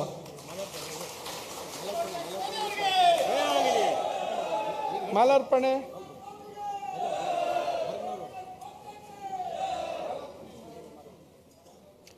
ಮಾತನಾಡಿದೆ. ಮೊದಲನೇದಾಗಿ ನಾನು ನಡೆದಾಡುವ ದೇವರು, ರೈತರ ದೇವರು, ನಮ್ಮೆಲ್ಲರ ಮಾಜಿ ಪ್ರಧಾನಿ ದೇವೇಗೌಡಜಿಯವರ ಪಾದಕಮಲವನ್ನು ನಮಿಸುತ್ತಾ, ನನ್ನ ಅಣ್ಣವರಾಗಿ ನನ್ನನ್ನು ರಾಜಕೀಯದಲ್ಲಿ ಪುನಃ ಇನ್ನೊಂದು ಜೀವನ ಕೊಟ್ಟಿರುವಂಥ ಕುಮಾರಣ್ಣನವರು, ಅವರಿಗೂ ಸಹ ನಮಿಸುತ್ತಾ, ವೇದಿಕೆಯಲ್ಲಿ ಇವತ್ತಿನ ಸದಸ್ಯತ್ವ ಅಭಿಯಾನಕ್ಕೆ ಕಾರ್ಯಕ್ರಮಕ್ಕೆ ಬಂದಿರುವಂಥ ನಮ್ಮ ಇವತ್ತು ಯುವಕರಾದರೂ ನಾವು ಇವತ್ತು ಅವರನ್ನು ಅಣ್ಣನಾಗಿ ಕರಿತೀವಿ. ಯಾಕಂದರೆ ಅವರೇ ನಮ್ಮ ಮುಂದಿನ ಭವಿಷ್ಯ, ಜನತಾದಳ ಪಕ್ಷದ ಭವಿಷ್ಯ. ನಮಗೆಲ್ಲರಿಗೂ ಸಹ ಇವತ್ತು ಒಂದು ಶಕ್ತಿ ಮತ್ತು ಬೆನ್ನೆಲುಬುವಾಗಿ ಇವತ್ತು ನಿಂತಿದ್ದಾರೆ. ಅವರಿಗೆ ನಾನು ಇಡೀ ಉತ್ತರ ಕನ್ನಡ ಜಿಲ್ಲೆ ಪರವಾಗಿ, ಕಾರವಾರ ಅಂಕೋಲ ಕ್ಷೇತ್ರದ ಪರವಾಗಿ ಅವರನ್ನು ಸ್ವಾಗತಿಸ್ತಾ ಇದ್ದೇನೆ. ಅದೇ ರೀತಿ ವೇದಿಕೆಯಲ್ಲಿ ಉಪಸ್ಥಿತಿರುವಂಥ ಎಲ್ಲ ಅಧ್ಯಕ್ಷರು, ಉಪಾಧ್ಯಕ್ಷರುಗಳು, ಯಥಾ ಪದಾಧಿಕಾರಿಗಳಿಗೂ ನಾನು ನಮಿಸುತ್ತಾ, ನಾನು ವಿಶೇಷವಾಗಿ ನನ್ನ ಸ್ನೇಹಿತರಾಗಿರುವಂಥ ಶಾಸಕರ ವೀರಭದ್ರಪ್ಪ ಅವರು ಬಂದಿದ್ದಾರೆ, ಅವರಿಗೂ ಸ್ವಾಗತಿಸ್ತಾ, ನಡೆದಂಥ ಇವತ್ತು ಕಾರ್ಯಕ್ರಮದಲ್ಲಿ ಹೆಚ್ಚಾಗಿ ಅಮ್ಮಂದರು ಬಂದಿದ್ರಿ. ತಮಗೆಲ್ಲರಿಗೂ ನಮ್ಮ ಚಿಹ್ನೆ ಗೊತ್ತು, ದುರ್ಗಾದೇವಿ ಸ್ವರೂಪಿ, ತೆನೆ ಹೊತ್ತ ಮಹಿಳೆ. ಒಂದು ಮಹಿಳೆಯರ ಹೆಸರಲ್ಲಿ, ರೈತರ ಹೆಸರಲ್ಲಿ, ರೈತರ ಭಾಗ್ಯಕ್ಕಾಗಿ, ರೈತರ ನ್ಯಾಯಕ್ಕಾಗಿ ಹುಟ್ಟಿರುವಂಥ ಈ ಪಕ್ಷ, ಸನ್ಮಾನ್ಯ ಮಾಜಿ ಪ್ರಧಾನಿ ದೇವೇಗೌಡಜಿ ಅವರ ನೇತೃತ್ವದಲ್ಲಿ ಹುಟ್ಟಿರುವಂಥ ಈ ಪಕ್ಷ ಇವತ್ತು ಹೋದ 2018ನೇ ಚುನಾವಣೆಯಲ್ಲಿ JDS ಅಲ್ಲಿ ನಾನು MLA ಚುನಾವಣೆ ನಿಂತಿದ್ದೆ. ಆ ಸಂದರ್ಭದಲ್ಲಿ ಆ ಚಿಹ್ನೆಯ ಏನು ಆಕರ್ಷಣೆ ಏನಿತ್ತು, ಆ ಕುಮಾರಸ್ವಾಮೀಜಿ ಮತ್ತು ದೇವೇಗೌಡಜಿ ಅವರ ಏನು ಆಶೀರ್ವಾದ ಏನಿತ್ತು, ಆ ಕೇವಲ 30 ದಿನದ ಒಳಗೆ 50,000 ಹೊಸ ಪಕ್ಷ ಕಾರವಾರದಲ್ಲಿ 50,000 ಮತವನ್ನು ನಾನು ನೀಡಿದ್ದಾರೆ. ನನಗೆ ನಿಜಕ್ಕೂ ಇವತ್ತು ರಾಜಕೀಯವಾಗಿ ನನ್ನ ತಂದೆಯವರ ನಂತರ ನನಗೇನಾದರೂ ಇವತ್ತು ರಾಜಕೀಯವಾಗಿ ಬದುಕಿಟ್ಟಿದ್ದಾರೆ ಅಂತ ಅದು ಜನತಾದಳ ಪಕ್ಷ. ಇದನ್ನು ನೇರವಾಗಿ ನಾನು ಹೇಳಿಕ್ಕೆ ಬಯಸ್ತಾ ಇದ್ದೀನಿ. ಇವತ್ತು ಸುರಾಜ್ ಅವರು ಏನೋ ಅಸ್ನೋಟಿಕರು ನಮ್ಮ ಜೊತೆಗಿರಬೇಕು ಏನಂತ ನಾನು ಯಾವತ್ತೂ ಬಿಟ್ಟು ಹೋಗಿಲ್ಲ. ನಾನು ಯಾವತ್ತೂ JDS ಅಲ್ಲೇ ಇದ್ದೀನಿ. ಹೋದ ಚುನಾವಣೆಯಲ್ಲಿ ನನಗೆ ನಿಲ್ಲಕ್ಕಾಗಿಲ್ಲ. ಕಾರಣ ಏನಂದರೆ ನನ್ನ ಅಮ್ಮ ಭಾಳ ಸೀರಿಯಸ್ ಆಗಿದ್ದರು. ಅವ್ರ ಮುಖದ ಮೇಲೆ ಚುನಾವಣೆ ಟೈಮಲ್ಲಿ ಕುಮಾರಣ್ಣ ಅವರು ನನ್ನ ಕರೆದ್ರು, ಆನಂದ್ ನೀನು ಚುನಾವಣೆ ನಿಲ್ಲಬೇಕು. ನಾನು ಒಪ್ಪದೆ, ಚುನಾವಣೆ 100% ನಿಲ್ತೀನಿ ಅಣ್ಣ ಅಂತ. ಮನೆಯಲ್ಲಿ ಹೋಗಿ ಅಮ್ಮನ ಮುಖ ನೋಡಿದ ಮೇಲೆ ನನಗೆ ಬಹಳ ಒಂಥರ, ಯಾಕಂದರೆ ಅವಳ ಮುಖದ ಮೇಲೆ ನಾನು 100% ಗೆಲ್ಲಬೇಕು. ಯಾಕಂದರೆ 4 MLA ಚುನಾವಣೆಯಲ್ಲಿ 2 ಚುನಾವಣೆ ನಾನು ಗೆದ್ದಿದ್ದೆ, 2 ಚುನಾವಣೆ ಸೋತಿದ್ದೆ. ತದನಂತರ ನಾನು 3ನೇ ಚುನಾವಣೆ ಲೋಕಸಭೆಯಲ್ಲೂ ಸೋತಿದ್ದೆ. 3 ಸರಿಸಮಾನವಾಗಿ ನಾನು ಸೋಲಿನಿಂದ ನನಗೆ ಏನೋ ಒಳಗಿಂದ ಸ್ವಲ್ಪ ಆತ್ಮವಿಶ್ವಾಸ ಕಡಿಮೆ ಆಯಿತು. ಹಾಗಾಗಿ ನಾನು ಚುನಾವಣೆ ನಿಲ್ಲಕ್ಕಾಗಿಲ್ಲ. ಆದರೆ ನಾನು ಯಾವತ್ತೂ ಕುಮಾರಣ್ಣವರ ಒಬ್ಬ ನಿಷ್ಠಾವಂತ ಅಭಿಮಾನಿ, ಅದರಲ್ಲಿ 2 ಮಾತೇ ಇಲ್ಲ. ಅದು ಕುಮಾರಣ್ಣಗೆ ಮತ್ತು ನನ್ನ ಪ್ರೀತಿ ಮತ್ತು ಕುಮಾರಣ್ಣನ ಪ್ರೀತಿ ನನಗೆ ವೈಯಕ್ತಿಕವಾಗಿ ಅಪಾರ, ನನ್ನ ಅಣ್ಣಂತರ ಅವ್ರ ಮೇಲೆ ಪ್ರೀತಿ ಇದೆ. ಸೊ ಈ ಸಂದರ್ಭದಲ್ಲಿ ಜಾಸ್ತಿ ಮಾತನಾಡದೆ ನಾನು 2-3 ಅಂಶಗಳು ನಮ್ಮ ಜಿಲ್ಲೆಯ ಒಂದು ಏನು ಸಮಸ್ಯೆಗಳಿದ್ದಾವೆ ಆ ಸಮಸ್ಯೆಗಳ ಬಗ್ಗೆ ನಾನು ಸನ್ಮಾನ್ಯ ನಿಖಿಲ್ ಕುಮಾರಸ್ವಾಮಿ ಅವರ ಗಮನಕ್ಕೆ ತರಲಿಕ್ಕೆ ಬಯಸ್ತಾ ಇದ್ದೀನಿ. ಅಣ್ಣ, ನಮ್ಮ ಜಿಲ್ಲೆ ಇವತ್ತು ಕಾರವಾರ ಕುಮಟಾ ಕ್ಷೇತ್ರ ಆಗಲಿ, ಶಿರ್ಸಿ ಕ್ಷೇತ್ರ ಆಗಲಿ, ಯಾವುದೇ ಕ್ಷೇತ್ರ ಭಟ್ಕಳಾಗಲಿ, ಆದರೆ ಬೆಂಗಳೂರಲ್ಲಿ ಈ ಕ್ಷೇತ್ರವನ್ನು ಕರೆಸುವುದು ಕಾರವಾರ ಕ್ಷೇತ್ರ. ಜಿಲ್ಲೆಯ ಹೆಸರು ಕಾರವಾರ. ಗೊತ್ತಿಲ್ಲ, ಈ ನಮ್ಮ ಜಿಲ್ಲೆಗೆ ರಾಜ್ಯದಲ್ಲಿ ಈವರೆಗೂ ಯಾವುದೂ ಪ್ರಾತಿನಿಧ್ಯ ಸಿಕ್ಕಿಲ್ಲ. ನಮ್ಮದು ಸರ್ಕಾರದಲ್ಲಿ ಯಾವುದೇ ಕಾರ್ಯಕ್ರಮ ಬಂದರೆ ನಾವು ಕೊನೆ ಪಂಥದಲ್ಲಿರ್ತೀವಿ. ಕಾರವಾರ ಕ್ಷೇತ್ರ ಕೊನೆ ಪಂಥದಲ್ಲಿರ್ತದೆ. ಈವರೆಗೂ ಬೇಸಿಕ್ ನೆಸೆಸಿಟಿ, ಬೇಸಿಕ್ ಕಾರ್ಯಕ್ರಮಗಳು ಸಹ ನಮ್ಮ ಜಿಲ್ಲೆಗೆ ತಲುಪುವುದಿಲ್ಲ. ಅದಕ್ಕೆ ಏನು ಕಾರಣ? ಯಾವುದೇ ಸರ್ಕಾರ ಬಂದರೂ ಸಹ ನಮ್ಮ ಜಿಲ್ಲೆಯನ್ನು ಬದಿಗಿಡ್ತಾರೆ, ನಮ್ಮನ್ನು ನೋಡುವುದೇ ಇಲ್ಲ, ಯಾವುದೇ ಸ್ಪಂದನೆ ಇಲ್ಲ. ಈವರೆಗೂ ನಮ್ಮ ಮಂಗಳೂರು, ಉಡುಪಿ ಮಂಗಳೂರು, ನಮ್ಮ ಪಕ್ಕದ 100 ಕಿಲೋಮೀಟ್ರಲ್ಲಿ ಉಡುಪಿ ಮತ್ತು ಮಂಗಳೂರು ಇದೆ. ಇವತ್ತು ಉಡುಪಿ ಮತ್ತು ಉತ್ತರ ಕನ್ನಡ ಜಿಲ್ಲೆ ಮತ್ತು ದಕ್ಷಿಣ ಕನ್ನಡ ತಾವು ಹೋಲಿಸಿದರೆ ಇವತ್ತು ಮಂಗಳೂರು ಅಮೇರಿಕ ಆದರೆ ನಾವು ಶ್ರೀಲಂಕಾ ಆ ಪರಿಸ್ಥಿತಿಯಲ್ಲಿದ್ವಿ. ಸೊ ಇಂಥ ಇವತ್ತು ಒಂದು ಬೇಸಿಕ್ ಒಂದು ಆಸ್ಪತ್ರೆ ಇಲ್ಲ, ಒಂದು ಸರಿಯಾದ ಸಿವಿಲ್ ಹಾಸ್ಪಿಟ್ಲ್ ಇಲ್ಲಾಗಿತ್ತು. ನಾನು ಮಂತ್ರಿ ಇದ್ದಾಗ ಕ್ಯಾಬಿನೆಟ್ ಟೇಬಲ್ ಮೇಲೆ ಮಲಗಿದ್ದೀನಿ, ಗಲಾಟೆ ಮಾಡಿದ್ದೀನಿ. ಆವಾಗ ನಮಗೆ ಇದು ಮೆಡಿಕಲ್ ಹಾಸ್ಪಿಟ್ಲ್ ಇವತ್ತು ಸ್ಯಾಂಕ್ಷನ್ ಆಗಿದೆ. ಇಂಜಿನಿಯರಿಂಗ್ ಕಾಲೇಜ್ ಮಾಡುವಾಗಲೂ ಅದೇ ಕಷ್ಟಪಟ್ಟಿದ್ದೀನಿ. ಆದರೆ ಇವತ್ತು ಬೇಸಿಕ್ ಏನಾದರೂ ಹೆಚ್ಚು ಕಡಿಮೆ ಆದರೆ, ಒಂದು ಹಾರ್ಟ್ ಪೇಷಂಟ್ ಆಗಲಿ, ಸಣ್ಣ ಸಣ್ಣ ಕಾಯಿಲೆ ಆದರೂ ಸಹ ನಾವು ಮಂಗಳೂರು ಮತ್ತು ಉಡುಪಿ ಇಲ್ಲದ್ರೆ ಗೋವಾ ಹೋಗಬೇಕಾಗ್ತದೆ. ಸೊ ಈ ಪರಿಸ್ಥಿತಿ ನಮ್ಮದಿದೆ. ಮತ್ತು ನಮ್ಮ ಜಿಲ್ಲೆ ಭಾಳ ದೊಡ್ಡ ಪ್ರಮಾಣದಲ್ಲಿ ಶೋಷಣೆಗೆ ಒಳಗಾಗಿದೆ. ನಮ್ಮ ಭೂಮಿಗಳು ಕೇಂದ್ರ ಸರ್ಕಾರಗಳನ್ನು ದೊಡ್ಡ ದೊಡ್ಡ ಕಾರ್ಯಕ್ರಮಕ್ಕೆ ತಗೊಂಡಿದ್ದಾರೆ. ಕೈಗಾದಲ್ಲಿ ಇವತ್ತು 6ನೇ ಮತ್ತು 8ನೇ ಸುಮಾರು 2000 ಮೆಗಾವ್ಯಾಟದ್ದು ಇವತ್ತು ಪ್ರಾಜೆಕ್ಟ್ ಆಗ್ತಾ ಇದೆ, ನ್ಯೂಕ್ಲಿಯರ್ ಪವರ್ ಪ್ರಾಜೆಕ್ಟ್. ಅದೇ ರೀತಿ ನಮ್ಮ ಸೀಬರ್ಡ್ ಪ್ರಾಜೆಕ್ಟ್, ಅದು ಡಿಫೆನ್ಸ್ ಪ್ರಾಜೆಕ್ಟ್, ಅದು ಸುಮಾರು ಮೀನುಗಾರರ ಸಮುದ್ರವನ್ನು ಇವತ್ತು ಮುಳುಗಾಕಿದ್ದಾರೆ. ಸೊ ಅಂಥ ಒಂದು ಕಾರ್ಯಕ್ರಮ ನಮ್ಮ ಜಿಲ್ಲೆಗೆ ಬಂದಿದೆ. ಜಿಲ್ಲೆಗೆ ಯಾವುದೇ ಒಂದು ನ್ಯಾಯ ಆಗಿಲ್ಲ ಅಣ್ಣ. ಇವತ್ತು ಮೊನ್ನೆ ಇಂಡಿಯಾ ಪಾಕಿಸ್ತಾನ್ ವಾರ್ ಆಯಿತು, ತಾವು ನೋಡಿದ್ರಿ. ಆ ಇಂಡಿಯಾ ಪಾಕಿಸ್ತಾನ್ ವಾರ್ದಲ್ಲಿ ಅವರು ದಿನನಿತ್ಯ ಕಾರವಾರ ಸೂಕ್ಷ್ಮ ಪ್ರದೇಶ ಅಂತ ಹೇಳ್ತಾಯಿದ್ರು. ಉತ್ತರ ಕನ್ನಡ ಜಿಲ್ಲೆ ಅಗ್ದಿ ಸೂಕ್ಷ್ಮ ಇತ್ತು. ಏನಾದರೂ ಬಾಂಬ್ ಬಿದ್ದರೆ ನಮ್ಮ ಕ್ಷೇತ್ರಕ್ಕೆ ಬರಬೇಕಾಗಿತ್ತು, ನ್ಯೂಕ್ಲಿಯರ್ ಕೈಗಾದಲ್ಲಿ ಬರಬೇಕಾಗಿತ್ತು, ಮೊದಲು ನಾವು ಸಾವಬೇಕಾಗಿತ್ತು. ಇವತ್ತು ಕೆಲಸ ಒಂದು ಎಂಪ್ಲಾಯ್ಮೆಂಟನ್ನು ಎಲ್ಲಿ ನಿಯಮ ಇದೆ, 16 ಕಿಲೋಮೀಟ್ರಿಗೆ ಮೊದಲನೇ ಆದ್ಯತೆ, ಅದರ ನಂತರ ಜಿಲ್ಲೆ ಜನರಿಗೆ ಆದ್ಯತೆ. ಇವತ್ತು ಆಂಧ್ರ, ತಮಿಳುನಾಡು, ಬಾಂಬೆ, UP, ಬಿಹಾರದಿಂದ ಜನ ಬಂದು ಕೆಲಸ ಮಾಡ್ತಾ ಇದ್ದಾರೆ. ನಮ್ಗೆ ಯಾವುದೂ ನ್ಯಾಯ ಸಿಗ್ತಾ ಇಲ್ಲ. ಮತ್ತು ಮೀನುಗಾರರು ಇವತ್ತು ದೊಡ್ಡ ಸಮಸ್ಯೆಯಲ್ಲಿದ್ದಾರೆ. ಇಡೀ ಸಮುದ್ರ ದಂಡೆಯಲ್ಲಿ ದೊಡ್ಡ ದೊಡ್ಡ ಮೀನು ಬಂದರುಗಳು ಬರ್ತಾ ಇದ್ದಾವೆ. ಆದರೆ ಮೀನು ಸಮುದಾಯಗಳನ್ನು ಯಾರೂ ಗಮನಕ್ಕೆ ತಗೊಳ್ತಾ ಇಲ್ಲ. ಅವ್ರ ಕಷ್ಟ ಸುಖ ಕೇಳಲಿಕ್ಕೂ ಯಾರಿಲ್ಲ. ಮೊನ್ನೆ ಉಸ್ತುವಾರಿ ಸಚಿವರು, ಲೋಕಲ್ ಸಚಿವರು ಮೀನುಗಾರರು ಪ್ರತಿಭಟನೆ ಮಾಡ್ತಾ ಇದ್ದಾರೆ. ನಿಂತು ಒಂದು ಶಾಂತವನ್ನು ಕೇಳಲಿಕ್ಕೂ ಅವ್ರಿಗೆ ಟೈಮ್ ಇಲ್ಲ, ಗಾಡಿಯಲ್ಲಿ ಕೂತಿದ್ದಾರೆ. ಆದರೆ ರೆವೆನ್ಯೂ ಮಿನಿಸ್ಟರ್ ಹೊರಗೆ ಬಂದು ಮಾತಾಡ್ತಾ ಇದ್ದಾರೆ. ಇಂಥ ಪರಿಸ್ಥಿತಿ ನಮ್ಮದಿದೆ. ಸೊ ಹಾಗಾಗಿ ನನಗೆ ಒಂದು ವಿಶ್ವಾಸ ಇದೆ, ಮುಂದಿನ ದಿವಸ ನಮ್ದು ಏನಾದರೂ ಉದ್ಧಾರ ಆಗಬೇಕಾದ್ರೆ ಪುನಃ ಕುಮಾರಸ್ವಾಮಿ ಅವರು ಮುಖ್ಯಮಂತ್ರಿ ಆಗಬೇಕು, ತಾವು ಮುಖ್ಯಮಂತ್ರಿ ಆಗಬೇಕು. ಹಾಗಾದರೆ ಮಾತ್ರ ನಮ್ಮ ಜಿಲ್ಲೆಗೆ ನ್ಯಾಯ ಸಿಗಲಿಕ್ಕೆ ಸಾಧ್ಯ ಇದೆ. ಈ ಸಂದರ್ಭದಲ್ಲಿ ತಮಗೆಲ್ಲರೂ ಕೈ ಮುಗಿದು ಹೇಳ್ತಾ ಇದ್ದೀನಿ, ಸೂರಜ್ ಅಣ್ಣ ನನ್ನ ದೊಡ್ಡಣ್ಣ. ಇವತ್ತು ಸೂರಜ್ ಅಣ್ಣ 2 ಸಲ ಅವ್ರಿಗೆ ಬೆಡ್ಲಕ್ಕಾಗಿದೆ. 2 ಸಲ ದುರ್ದೈವ. ಮೊದಲನೇ ಸಲ ನನ್ನ ಜೊತೆಗೆ ಚುನಾವಣೆ ನಿಂತಿದ್ದಾಗ 100% ಕುಮಟಾ ಮತ್ತು ಕಾರವಾರ ಗೆಲ್ಲುವುದು ಖಚಿತವಾಗಿತ್ತು. ಆದರೆ ಪರೇಶ್ ಮೇಸ್ತಾ, ತಮ್ಗೆ ಗೊತ್ತಿದೆ, ಪರೇಶ್ ಮೇಸ್ತಾ ಮೀನುಗಾರ ಪಾಪ ಒಬ್ಬ ಸತ್ಯದ ಕಾರಣ ಅದನ್ನೇ ಕೋಮುವಾಗಿ ದೊಡ್ಡ ಗಲಾಟೆಯಾಗಿ ಆ ಒಂದು ಹಿನ್ನೆಲೆಯಲ್ಲಿ ನಮಗಿಬ್ಬರಿಗೂ ಪೆಟ್ಟು ಬಿತ್ತು. ಅದು ಫಸ್ಟ್ ನಿಮಗೆ ಬಂದಿರುವಂಥ ಬ್ಯಾಡ್ ಲಕ್. 2ನೇ ಸಲ 500 ವೋಟ್. ಸೊ ಈ 2 ಸಲ ಅವರಿಗೆ ಬ್ಯಾಡ್ ಲಕ್ ಆಗಿದೆ, ದುರ್ದೈವ ಆಗಿದೆ. ಈ ಸಂದರ್ಭದಲ್ಲಿ ನಾನು ಕುಮಟಾ ಕ್ಷೇತ್ರ ಜನರಿಗೆ ಕೈ ಮುಗಿದು ಹೇಳ್ತಾ ಇದ್ದೀನಿ, ಒಬ್ಬ ಸಜ್ಜನ ಜನರ ದಿನನಿತ್ಯ ವಿಚಾರ ಮಾಡುವರು. ಅವ್ರ ಮನೆಯಲ್ಲೂ ಸಹ ಅವ್ರ ಮನೆಯವರು ಯಾವ ರೀತಿ, ಅವರು ಜಿಲ್ಲಾ ಪಂಚಾಯತ್ ಸದಸ್ಯರಾಗಿದ್ದಾರೆ, ಅವರಿಗೂ ಜನರ ಬಗ್ಗೆ ಕಾಳಜಿ ಇದೆ. ಸೊ ಆ ಒಂದು ಯುವಕನಿಗೆ ಇಂಥ ಒಂದು ಹಿನ್ನೆಲೆ ಇರುವುದರಿಂದ ಅವರನ್ನು ಒಂದು ಸಲ ಅವಕಾಶ ಕೊಡಬೇಕು. ತಾವು ಕುಮಟಾ ಜನ ಬಹಳ ವಿಚಾರ ಮಾಡಿ ಮುಂದಿನ ಸಲ ತಾವು ದೊಡ್ಡ ಪ್ರಮಾಣದಲ್ಲಿ, ಅಂದರೆ ತಮಗೆ ನಾನು ಪಕ್ಷ, ಇಡೀ ಜನತಾದಳ ಪಕ್ಷ ಇವತ್ತು ಸನ್ಮಾನ್ಯ ಕುಮಾರಣ್ಣವರ ಆಶೀರ್ವಾದ, ನಿಖಿಲ್ ಸ್ವಾಮೀಜಿಯವರ ಆಶೀರ್ವಾದ ಇವತ್ತು ಸೂರಜ್ ಮೇಲಿದೆ. 100ಕ್ಕೆ 100% ಮುಂದಿನ ಸಲ ಸೂರಜ್ ಅವರೇ ಇವತ್ತು ಅಭ್ಯರ್ಥಿಯಾಗಿ ಮುಂದೆ ತಮ್ಮ ದೊಡ್ಡ ಪ್ರಮಾಣದಲ್ಲಿ ಗೆಲುವು ಆಗುತ್ತೆ. ಈ ಸಂದರ್ಭದಲ್ಲಿ ಯುವಕರಿಗೆ, ಅಮ್ಮಂದರಿಗೆ ಎಲ್ಲರಿಗೂ ನಾನು ಕೈ ಮುಗಿದು ವಿನಂತಿ ಮಾಡ್ತಾ ಇದ್ದೀನಿ. ಮುಂದಿನ ಸಲ ಕಾರವಾರ, ಹಳಿಯಾಳ್, ಕುಮಟಾ, ಶಿರ್ಸಿ ಈ 4 ಕ್ಷೇತ್ರದಲ್ಲಿ ಕುಮಾರಣ್ಣದ ಒಂದು ಬೇರಿದೆ. ಇವತ್ತು ನಾನು ಎಲ್ಲ ಪಕ್ಷ ನೋಡಿದ್ದೀನಿ, BJP ನೋಡಿದ್ದೀನಿ, ಕಾಂಗ್ರೆಸ್ ನೋಡಿದ್ದೀನಿ. ಆ ಜನತಾದಳದಲ್ಲಿ ಇರುವಂಥ ಕೆಲವು ಪ್ರಮುಖರಿದ್ದಾರೆ, ಯಾವ ರೀತಿ ಅಭಿಮಾನ ಅಂದರೆ ಅವರಿಗೆ ಊಟಕ್ಕೂ ಗತಿ ಇಲ್ಲ ಆದರೂ ಗಾಡಿ ಮಾಡಿ ಬಸ್ ಮಾಡಿ ಮೀಟಿಂಗ್ ಹೋಗ್ತಾರೆ ಬೆಂಗಳೂರು. ಮತ್ತು ಕುಮಾರಣ್ಣನ ಬಗ್ಗೆ ಆಗಲಿ ದೊಡ್ಡ ಸಾಯಿಯವ್ರ ಬಗ್ಗೆ ಆಗಲಿ ಒಂದು ಮಾತು ಯಾರು ಕೇಳಲಿಕ್ಕೆ ತಯಾರಾಗೋದು, ಅಷ್ಟು ಆ ಪ್ರಮಾಣದಲ್ಲಿ ಅಭಿಮಾನ ಈ ಕೆಲವು ಕಾರ್ಯಕರ್ತರಲ್ಲಿದೆ. ಸರ್, ನಮ್ಮ ಜಿಲ್ಲೆಯಲ್ಲಿ ಭಾಳ ಶಕ್ತಿ ಇದೆ, ಭಾಳ ಕುಮಾರಣ್ಣನ ಬಗ್ಗೆ ಭಾಳ ದೊಡ್ಡ ಅಭಿಮಾನದ ಬೇರಿದೆ. ಸೊ ಅದನ್ನು ನಾವು ಗಟ್ಟಿಪಡಿಸಿದ್ರೆ 100% ಮುಂದಿನ ಸಲ ಹಳಿಯಾಳ ಕ್ಷೇತ್ರ, ಕಾರವಾರ ಕ್ಷೇತ್ರ, ಕುಮಟಾ, ಶಿರಸಿ ಈ 4 ಕ್ಷೇತ್ರದಲ್ಲಿ ನಾವು ಗೆಲ್ಲುವಂಥ ಎಲ್ಲ ಸಾಧ್ಯತೆ ಇದೆ ಅಣ್ಣ. ತಮ್ಮ ಆಶೀರ್ವಾದ, ತಮ್ಮ ಶಕ್ತಿ ಇರಲಿ. ತಾವು ಇದೇ ರೀತಿ ಮುಂದೆ ನಮ್ಮನ್ನು ಬಲ ಕೊಡಿ, ಶಕ್ತಿ ಕೊಡಿ, ನಮ್ಮ ಬೆನ್ನೆಲುಬಾಗಿ ತಾವು ನಿಲ್ಲಿ, ನಾವು ನಿಮ್ಮ ಜೊತೆಗೆ ಇರ್ತೀವಿ ಅಂತ ಈ ಸಂದರ್ಭದಲ್ಲಿ ಹೇಳ್ತಾ ತಮಗೆಲ್ಲರಿಗೂ ಬಂದಿರುವಾಗ ಎಲ್ಲರಿಗೂ ಅಭಿನಂದಿಸ್ತಾ ನಂದು 2 ಮಾತನ್ನು ಮುಗಿಸ್ತೀನಿ.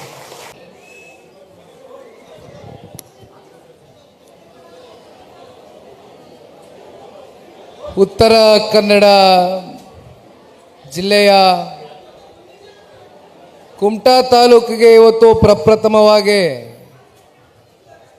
ಜನರೊಂದಿಗೆ ಜನತಾದಳ ಕಾರ್ಯಕ್ರಮದ ಹಿನ್ನೆಲೆಯಲ್ಲಿ ನಿಮ್ಮೆಲ್ಲರನ್ನೂ ಇವತ್ತು ಕಣ್ತುಂಬಿಸ್ಕೊಳ್ತಕ್ಕಂಥದ್ದಕ್ಕೆ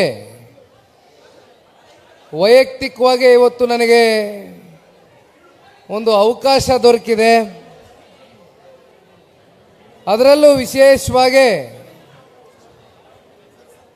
ಕಳೆದ ಸಾರ್ವತ್ರಿಕ ವಿಧಾನಸಭಾ ಚುನಾವಣೆಯ ಸಂದರ್ಭದಲ್ಲಿ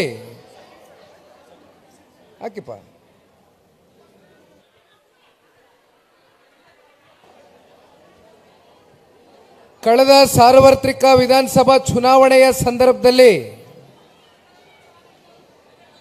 ಸೂರಜ್ ಸೋನಿ ನಾಯಕರವರು ಕುಮಟಾ ತಾಲೂಕಿನ ಮತ್ತು ಹೊನ್ನಾವರ ತಾಲೂಕು ಇವೆರಡೂ ಭಾಗದ ಮನೆ ಮಗನಾಗಿ ನಿರಂತರವಾಗಿ ನಿಮ್ಮೆಲ್ಲರ ಜೊತೆ ಒಂದು ಒಡನಾಟವನ್ನು ಇಟ್ಟಿರ್ತಕ್ಕಂಥದ್ದನ್ನ ನಾನು ಸಾಕಷ್ಟು ಅವರ ವಿಷಯಗಳನ್ನ, ಅವ್ರ ಬಗ್ಗೆ ಮಾಹಿತಿಯನ್ನು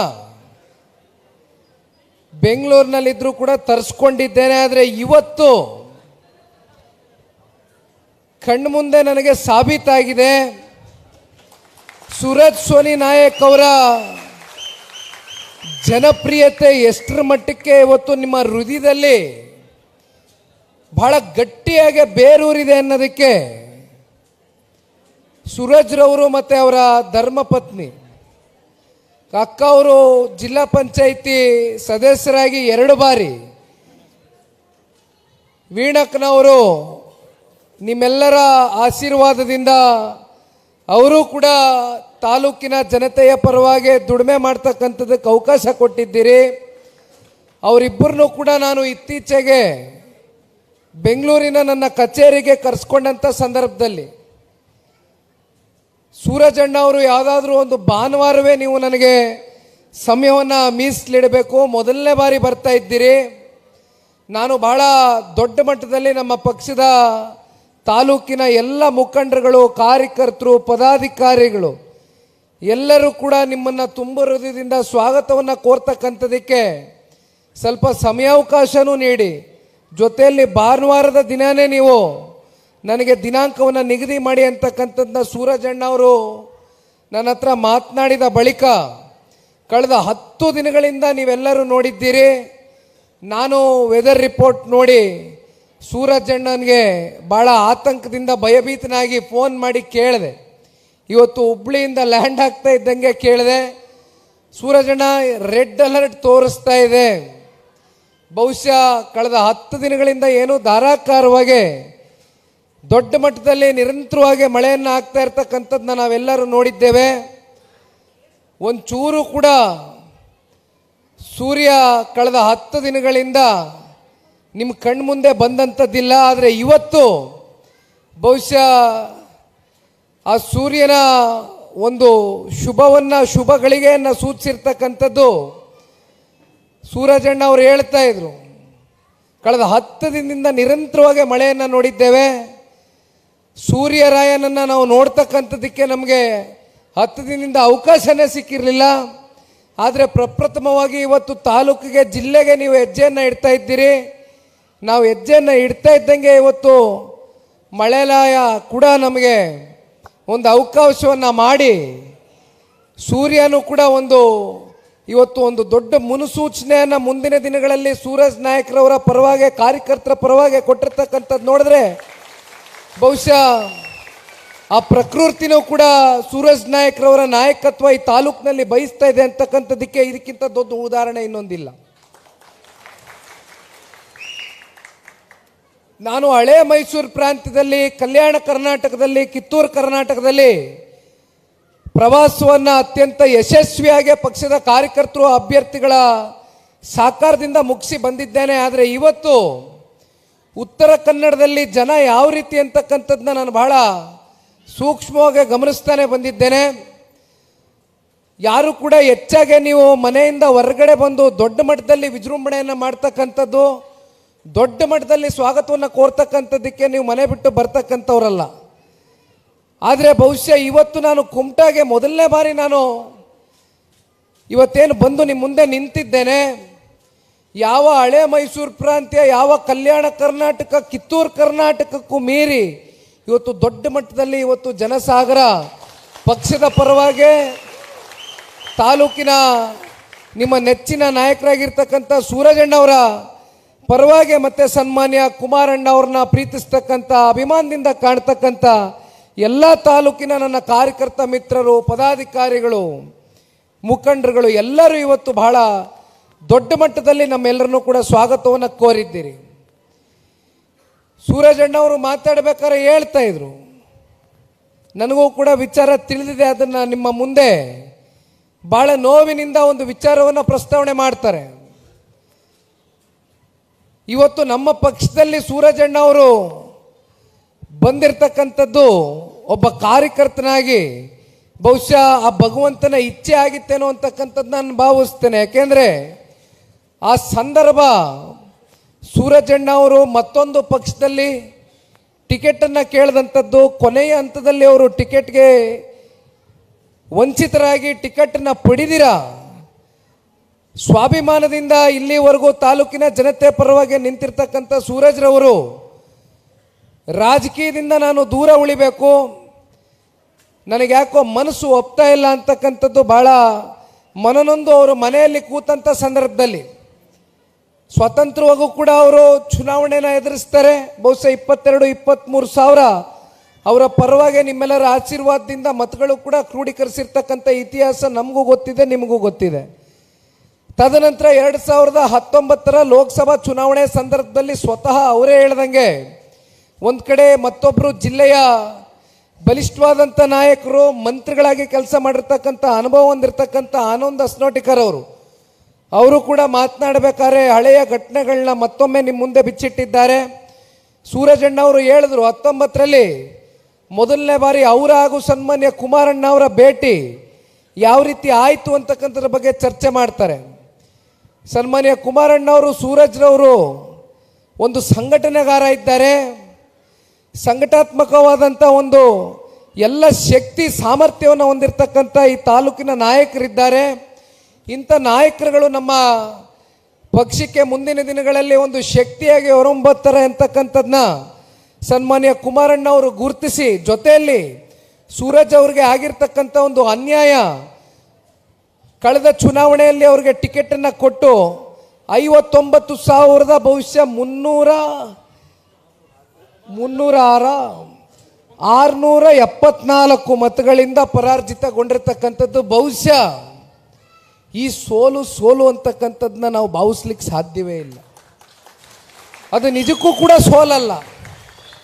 ಸೂರಜ್ರವರ ನಿಜವಾದ ಗೆಲುವು ಏನಪ್ಪ ಅಂದರೆ, ನಾನು ಈಗ ತಾನೇ ಅವ್ರ ಜೊತೆಯಲ್ಲಿ ರ್ಯಾಲಿನಲ್ಲಿ ಬರ್ತಾ ಇದ್ದೆ. ಇಡೀ ನಗರ ಪ್ರದೇಶದಲ್ಲಿ ಅವ್ರು ನನ್ನ ಕಿವಿನಲ್ಲೂ ಒಂದು ಮಾತು ಹೇಳಿದ್ರು, ಇದೇನು ಸೂರಜಣ್ಣ ಪ್ರತಿಯೊಬ್ಬರ ಹೆಸರು ಕೂಗ್ತಿರಲ್ಲ ಅಂತ. ಅಣ್ಣ, ನಾನು ತಾಲೂಕಿನಲ್ಲಿ ಕನಿಷ್ಠ ಪಕ್ಷ 20-25 ಸಾವಿರ ತಾಲೂಕಿನ ಮತದಾರರ ಹೆಸರನ್ನ ಭಾಳ ಹತ್ತಿರದಿಂದ ನಾನು ಗುರುತು ಪರಿಚಯನ ಇಟ್ಕೊಂಡಿದ್ದೇನೆ ಅಂತಕ್ಕಂಥದ್ದನ್ನ ಅವ್ರು ಏನು ಹೇಳಿದರು, ಬಹುಶಃ ಆ ಸಾಕ್ಷಿಯನ್ನು ಇವತ್ತು ನನ್ನ ಕಣ್ಮುಂದೆ ನಾನು ನೋಡಿದ್ದೇನೆ. ಇಂಥ ಒಬ್ಬ ಕ್ರಿಯಾಶೀಲ ಯುವಕ ಜನತಾದಳ ಪಕ್ಷಕ್ಕೆ ಒಂದು ಶಕ್ತಿಯಾಗಿ ಇವತ್ತು ಉತ್ತರ ಕನ್ನಡ ಜಿಲ್ಲೆ ಮತ್ತು ನಮ್ಮ ಕುಮಟಾ ತಾಲೂಕು ಮತ್ತು ಹೊನ್ನಾವರ ತಾಲೂಕಿನಲ್ಲಿ ಇವತ್ತು ಅವರೇನು ನಿಮ್ಮ ಜೊತೆಯಲ್ಲಿ ನಿರಂತರವಾಗಿ ಒಂದು ಸಂಬಂಧ ಸಂಪರ್ಕ ಬಾಂಧವ್ಯವನ್ನು ಹೊಂದಿದ್ದಾರೆ. ಇಂಥ ಒಬ್ಬ ಕ್ರಿಯಾಶೀಲ ಯುವಕ ಮುಂಬರ್ತಕ್ಕಂಥ ದಿನಗಳಲ್ಲಿ ಒಂದು ದೊಡ್ಡ ಸ್ಥಾನಮಾನಕ್ಕೆ ಹೋಗಿ ತಲುಪಬೇಕು ಅಂತಕ್ಕಂಥ ಅಭಿಲಾಷೆ ಇದು ನಿಖಿಲ್ ಕುಮಾರಸ್ವಾಮಿ ಒಬ್ಬ ಪಕ್ಷದ ಕಾರ್ಯಕರ್ತನಾಗಿ ಅಪೇಕ್ಷೆ ಇಟ್ಕೊಂಡಿರ್ತಕ್ಕಂಥದ್ದಷ್ಟೇ ಅಲ್ಲ, ಇವತ್ತು ತಾಲೂಕಿನ ಜನತೆಯು ಕೂಡ ಹೃದಯದಲ್ಲಿ ಮುಂದೆ ಒಂದಿನ ಸೂರಜಣ್ಣವ್ರಿಗೆ ಒಂದು ಅವಕಾಶವನ್ನು ಮಾಡಿಕೊಡ್ತಕ್ಕಂಥದ್ದಕ್ಕೆ ನಾನು 100ಕ್ಕೆ 100 ಆ ದಿನ ನಾನು ನೋಡ್ತೇನೆ ಅಂತಕ್ಕಂಥದ್ದನ್ನ ಈ ಸಂದರ್ಭದಲ್ಲಿ ಬಹಳ ಆತ್ಮವಿಶ್ವಾಸದಿಂದ ಹೇಳ್ಬೋದು. ನಿಮ್ಮ ಈ ಒಂದು ಹೋರಾಟ, ಜನಗಳ ಜೊತೆಯಲ್ಲಿ ನೀವು ಇಟ್ಕೊಂಡಿರ್ತಕ್ಕಂಥ ಈ ಸಂಬಂಧ, ನೀವು ಗಳಿಸಿರ್ತಕ್ಕಂಥ ಪ್ರೀತಿ ವಿಶ್ವಾಸ ಇದೇ ರೀತಿ ನಿರಂತರವಾಗಿ ಸಾಗಲಿ ಸೂರಜಣ್ಣ. ಯಾವುದಕ್ಕೂ ಕೂಡ ನಮ್ಮ ಪಕ್ಷದ ಕಾರ್ಯಕರ್ತರುಗಳಲ್ಲಿ, ಮುಖಂಡರುಗಳಲ್ಲಿ ಒಂದು ಕೈ ಜೋಡಿಸಿ ಮನವಿ ಮಾಡ್ತೇನೆ. ನನಗೆ ಗೊತ್ತಿದೆ ನಿಮ್ಮೆಲ್ಲರ ಮನಸ್ಸಿನಲ್ಲಿ ಒಂದು ಆತಂಕ ಇದೆ, ಒಂದು ಪ್ರಶ್ನೆ ಇದೆ. ಮುಂದೆ ಯಾವ ರೀತಿ ವಿಧಾನಸಭಾ ಚುನಾವಣೆಯಲ್ಲಿ ಕುಮಟದಿಂದ ಈಗ ನಾವು ಅಲಯನ್ಸ್ನಲ್ಲಿ ಇರ್ತಕ್ಕಂಥ ಹಿನ್ನೆಲೆಯಲ್ಲಿ ಯಾವ ರೀತಿ ಟಿಕೆಟು ಸೂರಜ್ರವರ ಪರವಾಗಿ ತಗೊಳ್ಬೋದು ಅಂತಕ್ಕಂಥ ಆತಂಕ ಪ್ರಶ್ನೆಗಳು ನಿಮ್ಮ ಹೃದಯದಲ್ಲಿ ಸ್ವಾಭಾವಿಕವಾಗಿ ಮೂಡಿರ್ತಕ್ಕಂಥದ್ದು ನನಗೂ ಕೂಡ ಗೊತ್ತಿದೆ. ಅದು ಸ್ವಾಭಾವಿಕ ಅಂತ ಪ್ರಶ್ನೆಗಳು. ಒಂದು ಮಾತು ಸನ್ಮಾನ್ಯ ಕುಮಾರಣ್ಣವರು ಜೂನ್ 16ನೇ ತಾರೀಕು, ಈಗಾಗಲೇ ಹತ್ತತ್ರ ಒಂದು 35-40 ದಿನ ಆಯಿತು ನನ್ನ ಪ್ರವಾಸ ಪ್ರಾರಂಭ ಮಾಡಿ. JP ಭವನದ ಪಕ್ಷದ ಕಚೇರಿ ಮೊದಲನೇ ದಿನ ಆ ಸಮಾವೇಶದಲ್ಲಿ ಮಾಧ್ಯಮದ ಸ್ನೇಹಿತರ ಮುಂದೆ ಭಾಳ ಜನ ಶಾಸಕರು, ಮಾಜಿ ಶಾಸಕರು, ವಿಧಾನ ಪರಿಷತ್ನ ಸದಸ್ಯರು, ಎಲ್ಲರೂ ಕೂಡ ಕಾರ್ಯಕರ್ತ ಬಂಧುಗಳು, ಇಡೀ ಜಿಲ್ಲಾದ್ಯಂತ ಸಂಪೂರ್ಣ ರಾಜ್ಯ ಮಟ್ಟದ ಎಲ್ಲ ಕಾರ್ಯಕರ್ತರು ಹಾಗೂ ಮುಖಂಡರುಗಳು ತಾವೆಲ್ಲರೂ ಬಂದಿದ್ರಿ. ಆ ಸಂದರ್ಭದಲ್ಲಿ ಕುಮಾರಣ್ಣವರು ಒಂದು ಮಾತನ್ನು ಹೇಳಿದ್ದಾರೆ, ದಯಮಾಡಿ ಅದೆಲ್ಲರೂ ಕೂಡ ನಿಮ್ಮ ಮನಸ್ಸುಗಳಲ್ಲಿ ಇಟ್ಕೊಳ್ಬೇಕಾಗ್ತದೆ. ನಾವು ಯಾವ ರೀತಿ ತಳಮಟ್ಟದಿಂದ ಪಕ್ಷವನ್ನು ಸಂಘಟನೆ ಮಾಡ್ತೀವಿ, ಯಾವ ರೀತಿ ನಿಮ್ಮ ತಾಲೂಕಿನಲ್ಲಿ, ನಿಮ್ಮ ಜಿಲ್ಲಾ ಪಂಚಾಯತಿ, ತಾಲೂಕು ಪಂಚಾಯತಿ, ಗ್ರಾಮ ಪಂಚಾಯತಿ, ಬೂತ್ ಮಟ್ಟದಲ್ಲಿ, ನಿಮ್ಮ ನಗರ ಪ್ರದೇಶದ ವಾರ್ಡ್ಗಳಲ್ಲಿ ನಿರಂತರವಾಗಿ ನೀವು ಅಭ್ಯರ್ಥಿಗಳ ಪರವಾಗಿ, ಅಭ್ಯರ್ಥಿಗಳ ನೇತೃತ್ವದಲ್ಲಿ ನೀವು ಪಕ್ಷವನ್ನು ಸಂಘಟನೆಯ ದೃಷ್ಟಿಯಿಂದ ಹಂತ ಹಂತದಲ್ಲೂ ಕಟ್ತಾ ಹೋಗ್ತೀರಿ. ಇವೆಲ್ಲವನ್ನ ಮುಂದಿಟ್ಟು ಮುಂಬರ್ತಕ್ಕಂಥ ದಿನಗಳಲ್ಲಿ ಇವತ್ತು ನಾವೇನು NDA ಮಿತ್ರ ಪಕ್ಷದ ಒಂದು ಭಾಗವಾಗಿ ಕೆಲಸ ಮಾಡ್ತಾ ಇದ್ದೇವೆ. ಇವತ್ತು ಮುಂದಿನ ದಿನಗಳಲ್ಲಿ ವಿಧಾನಸಭಾ ಚುನಾವಣೆ ಸಂದರ್ಭದಲ್ಲಿ ನಾವು ಟಿಕೆಟನ್ನು ತಗೊಳ್ಬೇಕು ಅಂತಕ್ಕಂಥದ್ದಾದರೆ, ಇವತ್ತು ನಾನು ಕೇವಲ ಕುಮಟಾ ಬಗ್ಗೆ ಚರ್ಚೆ ಮಾಡ್ತಾ ಇಲ್ಲ, ರಾಜ್ಯ ವ್ಯಾಪ್ತಿ 224 ವಿಧಾನಸಭಾ ಕ್ಷೇತ್ರದಲ್ಲೂ ಕೂಡ ನಿಖಿಲ್ ಕುಮಾರಸ್ವಾಮಿ ಯಾತಕ್ಕೋಸ್ಕರ ಇನ್ನೂ 3 ವರ್ಷ ಇದೆಯಲ್ಲ ವಿಧಾನಸಭಾ ಚುನಾವಣೆಗೆ, ಈಗಲೇ ರಾಜ್ಯ ವ್ಯಾಪ್ತಿ ಪ್ರವಾಸ ಮಾಡ್ತಾ ಇದ್ದಾನಲ್ಲ ಅಂತಕ್ಕಂಥದ್ದು ಬಹುಶಃ ನಿಮ್ಮ ಮನಸ್ಸುಗಳಲ್ಲಿ ಒಂದು ಯಕ್ಷ ಪ್ರಶ್ನೆ ಕಾಡ್ತಾ ಇರ್ಬೋದು. ಆದರೆ ಇವತ್ತು ನಾನು ನಿಮ್ಮ ಮುಂದೆ ನಿಂತಿರ್ತಕ್ಕಂಥದ್ದು, ಒಂದು ಕಡೆ ಅಭ್ಯರ್ಥಿಗಳಿಗೆ ಅವರು ಚುನಾವಣೆಯಲ್ಲಿ ಪರಾಜಿತಗೊಂಡ ನಂತರ ಅವರ ಮನಸ್ಸಿನ ಮೇಲೆ ಆಗಿರ್ತಕ್ಕಂಥ ಕೆಲವೊಂದಷ್ಟು ಪರಿಣಾಮಗಳು, ಅದರ ಜೊತೆಯಲ್ಲಿ ಎಲ್ಲೋ ಒಂದು ಕಡೆ ನೀವೆಲ್ಲರೂ ಒಂದು ನಿರೀಕ್ಷೆ, ಒಂದು ಆಸೆಯನ್ನು ಇಟ್ಕೊಂಡಿರ್ತೀರಿ. ನಮ್ಮ ಅಭ್ಯರ್ಥಿ ಗೆಲ್ಲಬೇಕು, ನಮ್ಮ ಅಭ್ಯರ್ಥಿನ ಗೆಲ್ಲಿಸಬೇಕು, ಅವರ ಗೆಲುವಿನಲ್ಲೇ ನಾವು ನಮ್ಮ ಗೆಲುವನ್ನು ನೋಡಬೇಕು, ಈ ಪಕ್ಷವನ್ನು ಕಟ್ಟಬೇಕು ಅಂತಕ್ಕಂಥ ಪ್ರಾಮಾಣಿಕ ಕೆಲಸವನ್ನು, ಪ್ರಯತ್ನವನ್ನು ಏನು ಮಾಡಿದ್ದೀರಿ. ಆದರೆ ಆ ಪ್ರಯತ್ನಕ್ಕೆ ನಿಮಗೆ ಸಂಪೂರ್ಣವಾಗಿ ಯಶಸ್ಸು ದೊರಕದೆ ಹೋಗಿರ್ತಕ್ಕಂಥದ್ದು ಅನೇಕ ನಿದರ್ಶನಗಳು ನಾವು ನೋಡಿದ್ದೇವೆ. ಅದರಲ್ಲಿ ಒಂದು ಕುಮಟಾ. ಹಾಗಾಗಿ ಯಾರು ಕೂಡ ಧೃತಿಗೆಡ್ತಕ್ಕಂಥದ್ದು ಬೇಡಣ. ಮತ್ತೊಮ್ಮೆ ಹೇಳ್ತೇನೆ, ಸನ್ಮಾನ್ಯ ಕುಮಾರಣ್ಣವರು ಹೇಳಿರ್ತಕ್ಕಂಥ ಮಾತನ್ನ ಮತ್ತೊಮ್ಮೆ ಕುಮಟಾ ತಾಲೂಕಿನ ಎಲ್ಲ ಮುಖಂಡರು, ಕಾರ್ಯಕರ್ತರ ಎದುರುಗಡೆ ಮಾಧ್ಯಮದ ಸ್ನೇಹಿತರು ಇದ್ದಾರೆ, ಮತ್ತೆ ಪುನರ್ರಚಿಸ್ತೇನೆ. ದಯವಿಟ್ಟು ಯಾರು ಎದುರಿ ಮನೆಯಲ್ಲಿ ಕೂತ್ಕೊಳ್ತಕ್ಕಂಥದ್ದು ಬೇಡ. ಚುನಾವಣೆಯಲ್ಲಿ ಗೆಲುವು ಸೋಲು ಅಂತಕ್ಕಂಥದ್ದು ಸರ್ವೇ ಸಾಮಾನ್ಯ. ಅವೆಲ್ಲವನ್ನ ಸಮಚಿತ್ತವಾಗಿ ತಗೊಂಡೋಗ್ತಕ್ಕಂಥ ಶಕ್ತಿ ಸಾಮರ್ಥ್ಯ ನಿಮ್ಮಲ್ಲಿದೆ. ಅದು ಅನೇಕ ಬಾರಿ ಸೂರಜ್ರವರ ಪರವಾಗಿ ಧ್ವನಿಗೂಡಿಸ್ತಕ್ಕಂಥದ್ರಲ್ಲಿ ನೀವೆಲ್ಲರೂ ಕೂಡ ಸಾಬೀತನ್ನು ಮಾಡಿದ್ದೀರಿ. ಈ ಬಾರಿಯೂ ಕೂಡ ನಾನು ಹೇಳ್ತೇನೆ, ದಯವಿಟ್ಟು ಗ್ರಾಮ ಪಂಚಾಯತಿ ಚುನಾವಣೆಗಳನ್ನ ಎದುರು ನೋಡ್ತಾ ಇದ್ದೇವೆ. ಡಿಸೆಂಬರ್ ಜನವರಿ ತಿಂಗಳಲ್ಲಿ ಅನೌನ್ಸ್ ಆಗ್ತದೆ. ಮತ್ತೆ ZPTP ಚುನಾವಣೆನ ಈ ಕೂಡಲೇ ನೀವು ಡೇಟನ್ನು ನಿಗದಿ ಮಾಡಬೇಕು, ಘೋಷಣೆ ಮಾಡಬೇಕು ಅಂತಕ್ಕಂಥದ್ದನ್ನ ಕೋರ್ಟು ಕೂಡ ಈಗಾಗಲೇ ಸರ್ಕಾರಕ್ಕೆ ಛೀಮಾರಿ ಹಾಕಿರ್ತಕ್ಕಂಥದ್ದು ನೋಡಿದ್ದೇವೆ. ಹಾಗಾಗಿ ಇವೆಲ್ಲವೂ ಕೂಡ ನಿಮ್ಮ ಚುನಾವಣೆ, ಕಾರ್ಯಕರ್ತರ ಚುನಾವಣೆ. ಕಾರ್ಯಕರ್ತರ ಚುನಾವಣೆ ಅಂದರೆ ಗ್ರಾಮ ಪಂಚಾಯತಿ, ZPTP ಚುನಾವಣೆ. ಇದರಲ್ಲಿ ನೀವು ಯಾವ ರೀತಿ ಪಕ್ಷವನ್ನು ಸಂಘಟನೆ ಮಾಡ್ತೀರಿ, ತಳಮಟ್ಟದಿಂದ ಕಟ್ತೀರಿ, ಅಷ್ಟು ಶಕ್ತಿ ನಿಮ್ಮ ಅಭ್ಯರ್ಥಿಗಳು ಸೂರಜ್ ಸೋನಿ ನಾಯಕರ ಮುಂದಿನ ವಿಧಾನಸಭಾ ಚುನಾವಣೆಯ ಸಮೀಪದಲ್ಲಿ ನೀವು ತಂದುಕೊಟ್ಟಂಗಾಗ್ತದೆ. ದಯಮಾಡಿ ನೀವೆಲ್ಲರೂ ಒಟ್ಟಾಗೆ ಒಗ್ಗಟ್ಟಿನಿಂದ ಕೆಲಸ ಮಾಡಬೇಕಾಗ್ತದೆ. ನಿಖಿಲ್ ಕುಮಾರಸ್ವಾಮಿ ಬರೀ ಇವತ್ತು ಜನರೊಂದಿಗೆ ಜನತಾದಳ ಸದಸ್ಯತ್ವ ನೋಂದಣಿ ಕಾರ್ಯಕ್ರಮದಲ್ಲಿ ಬಂದು ನಿಂತಿದ್ದಾನೆ, ಮತ್ತೆ ಇನ್ನೇನೋ ಚುನಾವಣೆ ಸಂದರ್ಭದಲ್ಲಿ ನೋಡ್ಬೋದೇನೋ ನಿಖಿಲ್ ಕುಮಾರಸ್ವಾಮಿನ ಅಂತಕ್ಕಂಥದ್ದು ಯಾರು ಕೂಡ ಮನಸ್ಸಿನಲ್ಲಿ ಇಟ್ಕೋಬೇಡಿ. ದಯವಿಟ್ಟು ಆ ಥರ ಏನಾದ್ರು ತಪ್ಪು ಕಲ್ಪನೆ ಇದ್ರೆ ಇವತ್ತೇ ಅದು ಮನಸ್ಸಿನಿಂದ ತೆಗೆದಾಕ್ಬಿಡಿ. ಒಂದಲ್ಲ ಹಲವಾರು ಬಾರಿ ಬರ್ತೇನೆ ಕುಮಟಾಗೆ, ಒಂದಲ್ಲ ಹಲವಾರು ಬಾರಿ ಬರ್ತೇನೆ. ನೀವು ಯಾವಾಗ ನಿಖಿಲ್ ಕುಮಾರಸ್ವಾಮಿ ಬೇಕು, ನಿಖಿಲ್ ಕುಮಾರಸ್ವಾಮಿ ಅವಶ್ಯಕತೆ ಇದೆ ಅಂತಕ್ಕಂಥದ್ದನ್ನ ನೀವು ಬಯಸ್ತಿರೋ, ಸೂರಜಣ್ಣ ಅವ್ರ ಜೊತೆಲೆ ನಾನು ಇರ್ತೇನೆ, ನಿರಂತರ ಸಂಪರ್ಕದಲ್ಲಿದ್ದೇನೆ. ಇವತ್ತು ಸೂರಜಣ್ಣವರು ಹಣಕಾಸಲ್ಲಿ ಶ್ರೀಮಂತರಿಲ್ಲದೆ ಇರ್ಬೋದು, ಆದರೆ ಹೃದಯವಂತಿಕೆಯಲ್ಲಿ ಅವರು ಶ್ರೀಮಂತಿಕೆಯನ್ನು ಮೀರಿಸ್ತಾರೆ. ಆ ಒಂದು ಗುಣ ಅವರು ಬೆಳೆಸ್ಕೊಂಡಿದ್ದಾರೆ. ಬಹುಶಃ ಇವತ್ತು ಇಡೀ ತಾಲೂಕಿನಾದ್ಯಂತ ಅದನ್ನು ನಾನು ಭಾಳ ಹತ್ತಿರದಿಂದ ಗಮನಿಸಿದೆ. ಸಾಮಾನ್ಯವಾಗಿ ಈ ರ್ಯಾಲಿಗಳು ಮಾಡಬೇಕಾದ್ರೆ ಎಲ್ಲ ಭಾಗದಲ್ಲೂ ಕೂಡ ಅಭ್ಯರ್ಥಿಗಳ ಜೊತೆನಲ್ಲಿ ನಿಂತಹ ಸಂದರ್ಭದಲ್ಲಿ ಅಭ್ಯರ್ಥಿಗಳು ನಿಜಕ್ಕೂ ಜನರ ಹೃದಯ ಗೆದ್ದಿದ್ದಾರೆ ಅಂತ ಆದರೆ ಮಾತ್ರ ಅಭ್ಯರ್ಥಿಗಳು ಅವರ ಮುಖದಲ್ಲಿ ಒಂದು ನಗು ಕಾಣಬಹುದು, ಅಥವಾ ಅವರು ನಮ್ಮನ್ನು ಪ್ರೀತಿಯಿಂದ ಒಂದು ಸ್ವಾಗತ ಮಾಡ್ತಕ್ಕಂಥದ್ದು ಇವೆಲ್ಲವೂ ಕೂಡ ನಾನು ನೋಡಿದ್ದೇನೆ. ಇವತ್ತು 100ಕ್ಕೆ 100 ಜನರ ಪ್ರೀತಿಯನ್ನು ಗಳಿಸಿದ್ದಾರೆ, ಅದರಲ್ಲಿ ಯಾವುದೇ ಅನುಮಾನ ಇಲ್ಲ. ಮುಂದೆ ನಮ್ಗೆ ಆಗ್ಬೇಕಾಗಿರ್ತಕ್ಕಂಥದ್ದಷ್ಟೇ ಸೂರಜಣ್ಣನ ಒಂದು ಒಳ್ಳೆ ಸ್ಥಾನದಲ್ಲಿ ನೋಡಬೇಕು. ಅರ್ಥ ಮಾಡ್ಕೊಳ್ಳಿ, ಸೂಕ್ಷ್ಮವಾಗಿ ಹೇಳ್ತೇನೆ. ಗೊಂದಲದ ಹೇಳಿಕೆ, ದ್ವಂದ್ವದ ಹೇಳಿಕೆಯನ್ನು ಮಾಡ್ತಕ್ಕಂಥದ್ದಕ್ಕೆ ಇವತ್ತು ನಾನು ಕೂಡ ಒಂದು ಜವಾಬ್ದಾರಿಯುತವಾದಂಥ ಒಂದು ಸ್ಥಾನದಲ್ಲಿ ನಿಂತಿದ್ದೇನೆ. ದಯವಿಟ್ಟು ಸೂಕ್ಷ್ಮವಾಗಿ ಹೇಳಿದ್ದೇನೆ, ಕೆಲಸ ಮಾಡಿ, ಸಂಘಟನೆ ಮಾಡಿ, 100ಕ್ಕೆ 100 ಮುಂದೊಂದು ದಿನ ನೀವೆಲ್ಲ ಏನು ಮನಸ್ಸುಗಳಲ್ಲಿ ಆಸೆ ಇಟ್ಕೊಂಡಿದ್ದೀರಿ, ಸೂರಜ್ರವರ ರಾಜಕೀಯದ ಒಂದು ಶಕ್ತಿಯನ್ನು, ತಾಲೂಕಿನ ಜನತೆಯ ಹೃದಯವನ್ನು ಗೆಲ್ತಕ್ಕಂಥದ್ದಕ್ಕೆ ನಾವು ನೀವೆಲ್ಲರೂ ಇವತ್ತು ಕೈ ಜೋಡಿಸಿ ದುಡಿಬೇಕಾಗ್ತದೆ ಸ್ನೇಹಿತರೆ. ಮತ್ತೊಂದು ಬಹಳ ಗಂಭೀರವಾದಂಥ ವಿಚಾರ, ನಾನು ಸುದ್ದಿಯನ್ನು ಹಲವಾರು ಬಾರಿ ಕೇಳಿದ್ದೇನೆ, ಓದಿದ್ದೇನೆ. ಸೂರಜಣ್ಣವರು ಕೂಡ ಇವತ್ತು ನಾನು ಗಾಡಿನಲ್ಲಿ ಬರಬೇಕಾದ್ರೆ ಮತ್ತೊಮ್ಮೆ ನನ್ನ ಗಮನಕ್ಕೆ ತಗೊಂಡು ಬಂದಿರತಕ್ಕಂಥ ಸುದ್ದಿ, ಕುಮಟಾ ತಾಲೂಕಿನಲ್ಲಿ ವಿಶೇಷವಾಗಿ ಮೀನುಗಾರರು ಜಾಸ್ತಿ ಇದ್ದೀರಿ. ಇವತ್ತು ಮೀನುಗಾರರು ಇವತ್ತು ಇಲ್ಲಿ ಹೆಚ್ಚಿನ ಸಂಖ್ಯೆಯಲ್ಲಿ ದೊಡ್ಡ ಪ್ರಮಾಣದಲ್ಲಿ ಇವತ್ತು ನೀವು ಮೀನುಗಾರರು ಏನಿದ್ದೀರಿ, ಆದರೆ ಇವತ್ತು ನಿಮಗೆ ಸರಿಯಾದಂಥ ವ್ಯವಸ್ಥೆಗಳು ಇಲ್ಲಿವರೆಗೂ ಕೂಡ ಸರ್ಕಾರದ ಕಡೆಯಿಂದ ಕಲ್ಪಿಸ್ಕೊಡ್ತಕ್ಕಂಥದ್ದಕ್ಕೆ ಸರ್ಕಾರ ಸಂಪೂರ್ಣ ವಿಫಲ ಆಗಿದೆ. ನಿಮ್ಮಲ್ಲಿ ಒಂದು ಸ್ವಾಭಿಮಾನ ಇದೆ, ನಿಮ್ಮಲ್ಲಿ ದುಡಿದು ತಿನ್ನಬೇಕು ಅಂತಕ್ಕಂಥ ಒಂದು ಛಲ ಇದೆ. ಆದರೆ ದುರದೃಷ್ಟಕರ ವಿಪರ್ಯಾಸ, ಇವತ್ತು ಮೀನುಗಾರರಿಗೆ ಸೂಕ್ತವಾದಂಥ ವ್ಯವಸ್ಥೆಗಳು ಅಂದರೆ ಕೋಲ್ಡ್ ಸ್ಟೋರೇಜಿನ ವ್ಯವಸ್ಥೆಗಳು ತಾಲೂಕಿನಲ್ಲಿ ಮೀನುಗಾರರಿಗೆ ಈ ಸರ್ಕಾರ ಕಲ್ಪಿಸ್ಕೊಟ್ಟಿದ್ದೇ. ಆದರೆ ಇವತ್ತೇನು 5 ಗ್ಯಾರಂಟಿಗಳು ಕೊಡ್ತೇವೆ, 2,000 ರೂಪಾಯಿ ಕೊಡ್ತೇವೆ, ಮತ್ತೊಂದು ಕೊಡ್ತೇವೆ ಅಂತಕ್ಕಂಥದ್ರ ಬಗ್ಗೆ ಇವತ್ತು ಕಾಂಗ್ರೆಸ್ನ ಆಡಳಿತ ಇವತ್ತು ಚರ್ಚೆಯನ್ನು ಏನು ಮಾಡ್ತಾರೆ. ಇವತ್ತು ಇಲ್ಲಿರ್ತಕ್ಕಂಥ ಕುಮಟಾ ತಾಲೂಕಿನ ಮೀನುಗಾರರು ಅತ್ಯಂತ ಸ್ವಾಭಿಮಾನಿಗಳು. ನಿಮಗೆ ಒಂದು ಸ್ವಾಭಿಮಾನದ ಬದುಕನ್ನು ಕಂಡುಕೊಡಬೇಕಾಗ್ತದೆ. ನೀವು ಯಾವುದು ಕೂಡ ಗ್ಯಾರಂಟಿಗಳನ್ನು ನಂಬ್ಕೊಂಡು ಇವತ್ತು ಜೀವನವನ್ನು ಮಾಡ್ತಾ ಇರ್ತಕ್ಕಂಥ ತಾಲೂಕಿನ ಜನತೆ ಅಲ್ಲ. ನಿಮಗೆ ಕೊಡಬೇಕಾಗಿರ್ತಕ್ಕಂಥದ್ದು ಶಾಶ್ವತವಾದಂಥ ಪರಿಹಾರ.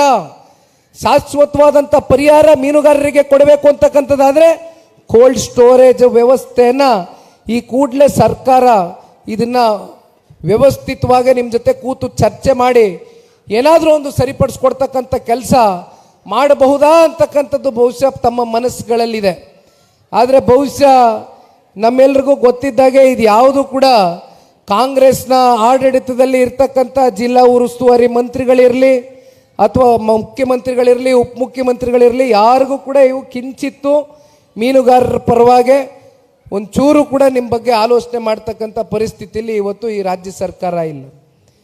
ಮತ್ತೊಂದು ಕಡೆ ಸೂಪರ್ ಸ್ಪೆಷಾಲಿಟಿ ಆಸ್ಪತ್ರೆ, ಯಾತಕ್ಕೋಸ್ಕರ ಸೂಪರ್ ಸ್ಪೆಷಾಲಿಟಿ ಆಸ್ಪತ್ರೆ ಆಗಬೇಕು? ಆನಂದ್ರ ಅವ್ರು ಮಾತಾಡಬೇಕಾದ್ರೆ ನಾನು ಕೂಡ ಕೇಳಿಸ್ಕೊತಾ ಇದ್ದೆ. ಇಲ್ಲೇನಾದರೂ ಅನಿರೀಕ್ಷಿತವಾದಂಥ ಘಟನೆಗಳು, ಅಪಘಾತಗಳು ಆದಂಥ ಸಂದರ್ಭದಲ್ಲಿ, ಅಥವಾ ಯಾವುದೋ ಹಾರ್ಟಿನ ಸಮಸ್ಯೆನೋ ಅಥವಾ ಕ್ಯಾನ್ಸರ್ ರೋಗಕ್ಕೆ ಒಳಗಾಗಿರ್ತಕ್ಕಂಥ ಸಮಸ್ಯೆಗಳನ್ನ ಎದುರು ನೋಡಿದಂಥ ಸಂದರ್ಭದಲ್ಲಿ ಇಲ್ಲಿ ಒಂದು ಸೂಪರ್ ಸ್ಪೆಷಾಲಿಟಿ ಆಸ್ಪತ್ರೆ ಆಗಬೇಕು ಅಂತಕ್ಕಂಥ ಹೋರಾಟ ಬಹುಶಃ ಬಹುದಿನಗಳ ಬೇಡಿಕೆ ಇವತ್ತು ನಿರಂತರವಾಗಿ ನೀವು ಸರ್ಕಾರದ ಎದುರುಗಡೆ ಇಟ್ಟಿದ್ದೀರಿ. ಆದರೆ ಇಲ್ಲಿವರೆಗೂ ಸರ್ಕಾರ ಅದರ ಬಗ್ಗೆ ಕಿಂಚಿತ್ತು ಕಾಳಜಿಯನ್ನು ವಹಿಸಿಲ್ಲ, ಚಿಂತನೆಯನ್ನು ಮಾಡಿಲ್ಲ. ಕನಿಷ್ಠ ಪಕ್ಷ ಅದ್ರ ಬಗ್ಗೆ ಮುಂದಿನ ದಿನಗಳಲ್ಲಿ ಏನಾದರೂ ಒಂದು ನಿರ್ಧಾರವನ್ನು ತಗೊಳ್ತೇವೆ ಅಂತಕ್ಕಂಥ ಆತ್ಮವಿಶ್ವಾಸನೂ ಕೂಡ ಇವತ್ತು ಜಿಲ್ಲೆಯ ತಾಲೂಕಿನ ಜನತೆ ಪರವಾಗಿ ಮೂಡಿಸ್ಲಿಕ್ಕೆ ಸರ್ಕಾರದ ಕೈಯಲ್ಲಿ ಆಗ್ತಾ ಇಲ್ಲ. ಬಹುಶಃ ಇಂಥ ಒಂದು ಕೆಟ್ಟ ಸರ್ಕಾರ ಕರ್ನಾಟಕ ರಾಜ್ಯದ ಇತಿಹಾಸದಲ್ಲಿ ಒಂದು ಕಪ್ಚುಕ್ಕೆಯಾಗಿ ಉಳುಕ್ತಕ್ಕಂಥದ್ದಕ್ಕೆ ಯಾವುದೇ ಸಂಶಯ ಇಲ್ಲಣ್ಣ.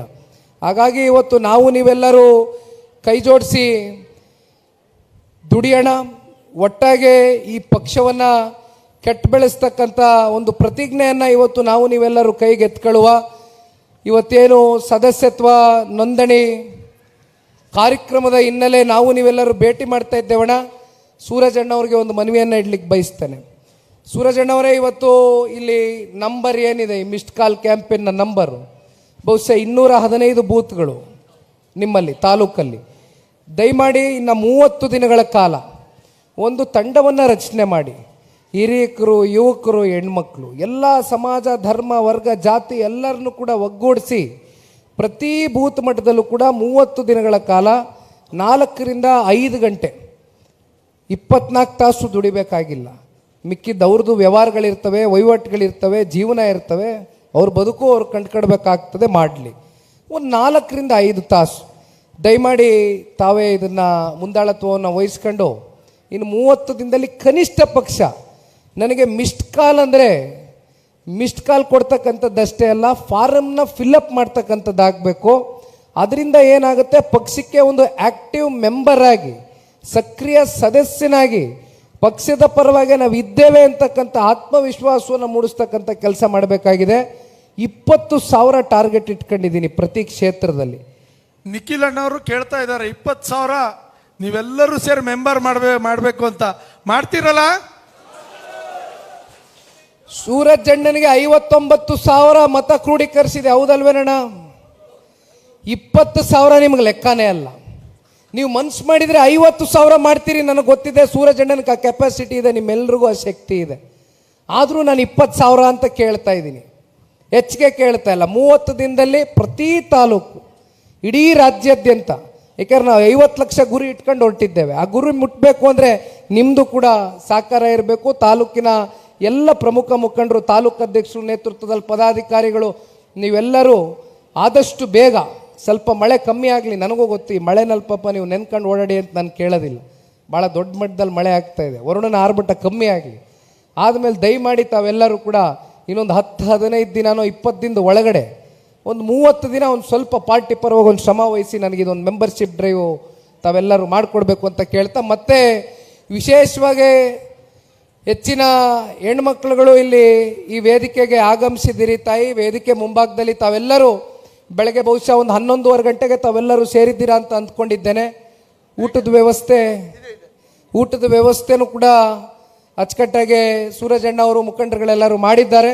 ದಯಮಾಡಿ ಎಲ್ಲ ತಾಯಂದಿರುಗಳು ಇವತ್ತು ನಿಮ್ಮ ಕೆಲಸವನ್ನು ಬಿಟ್ಟು ಇವತ್ತು ಭಾನುವಾರದ ದಿನ ಬಹುಶಃ ನಿಮ್ಮ ಕುಟುಂಬದ, ನಿಮ್ಮ ಯಜಮಾನರ ಜೊತೆನೋ ಮಕ್ಕಳುಗಳ ಜೊತೆನೋ ನೀವು ಕಾಲ ಕಳಿಬೇಕಾಗಿರ್ತಕ್ಕಂಥ ಈ ಒಂದು ದಿನ ಪಕ್ಷದ ಸಂಘಟನೆಗೋಸ್ಕರ ಮೀಸಲಿಟ್ಟು ನೀವೆಲ್ಲರೂ ಇವತ್ತು ಹೃದಯ ವೈಶಾಲ್ಯತೆ ತೋರಿಸಿ ಬಂದಿದ್ದೀರಿ ತಾಯಿ.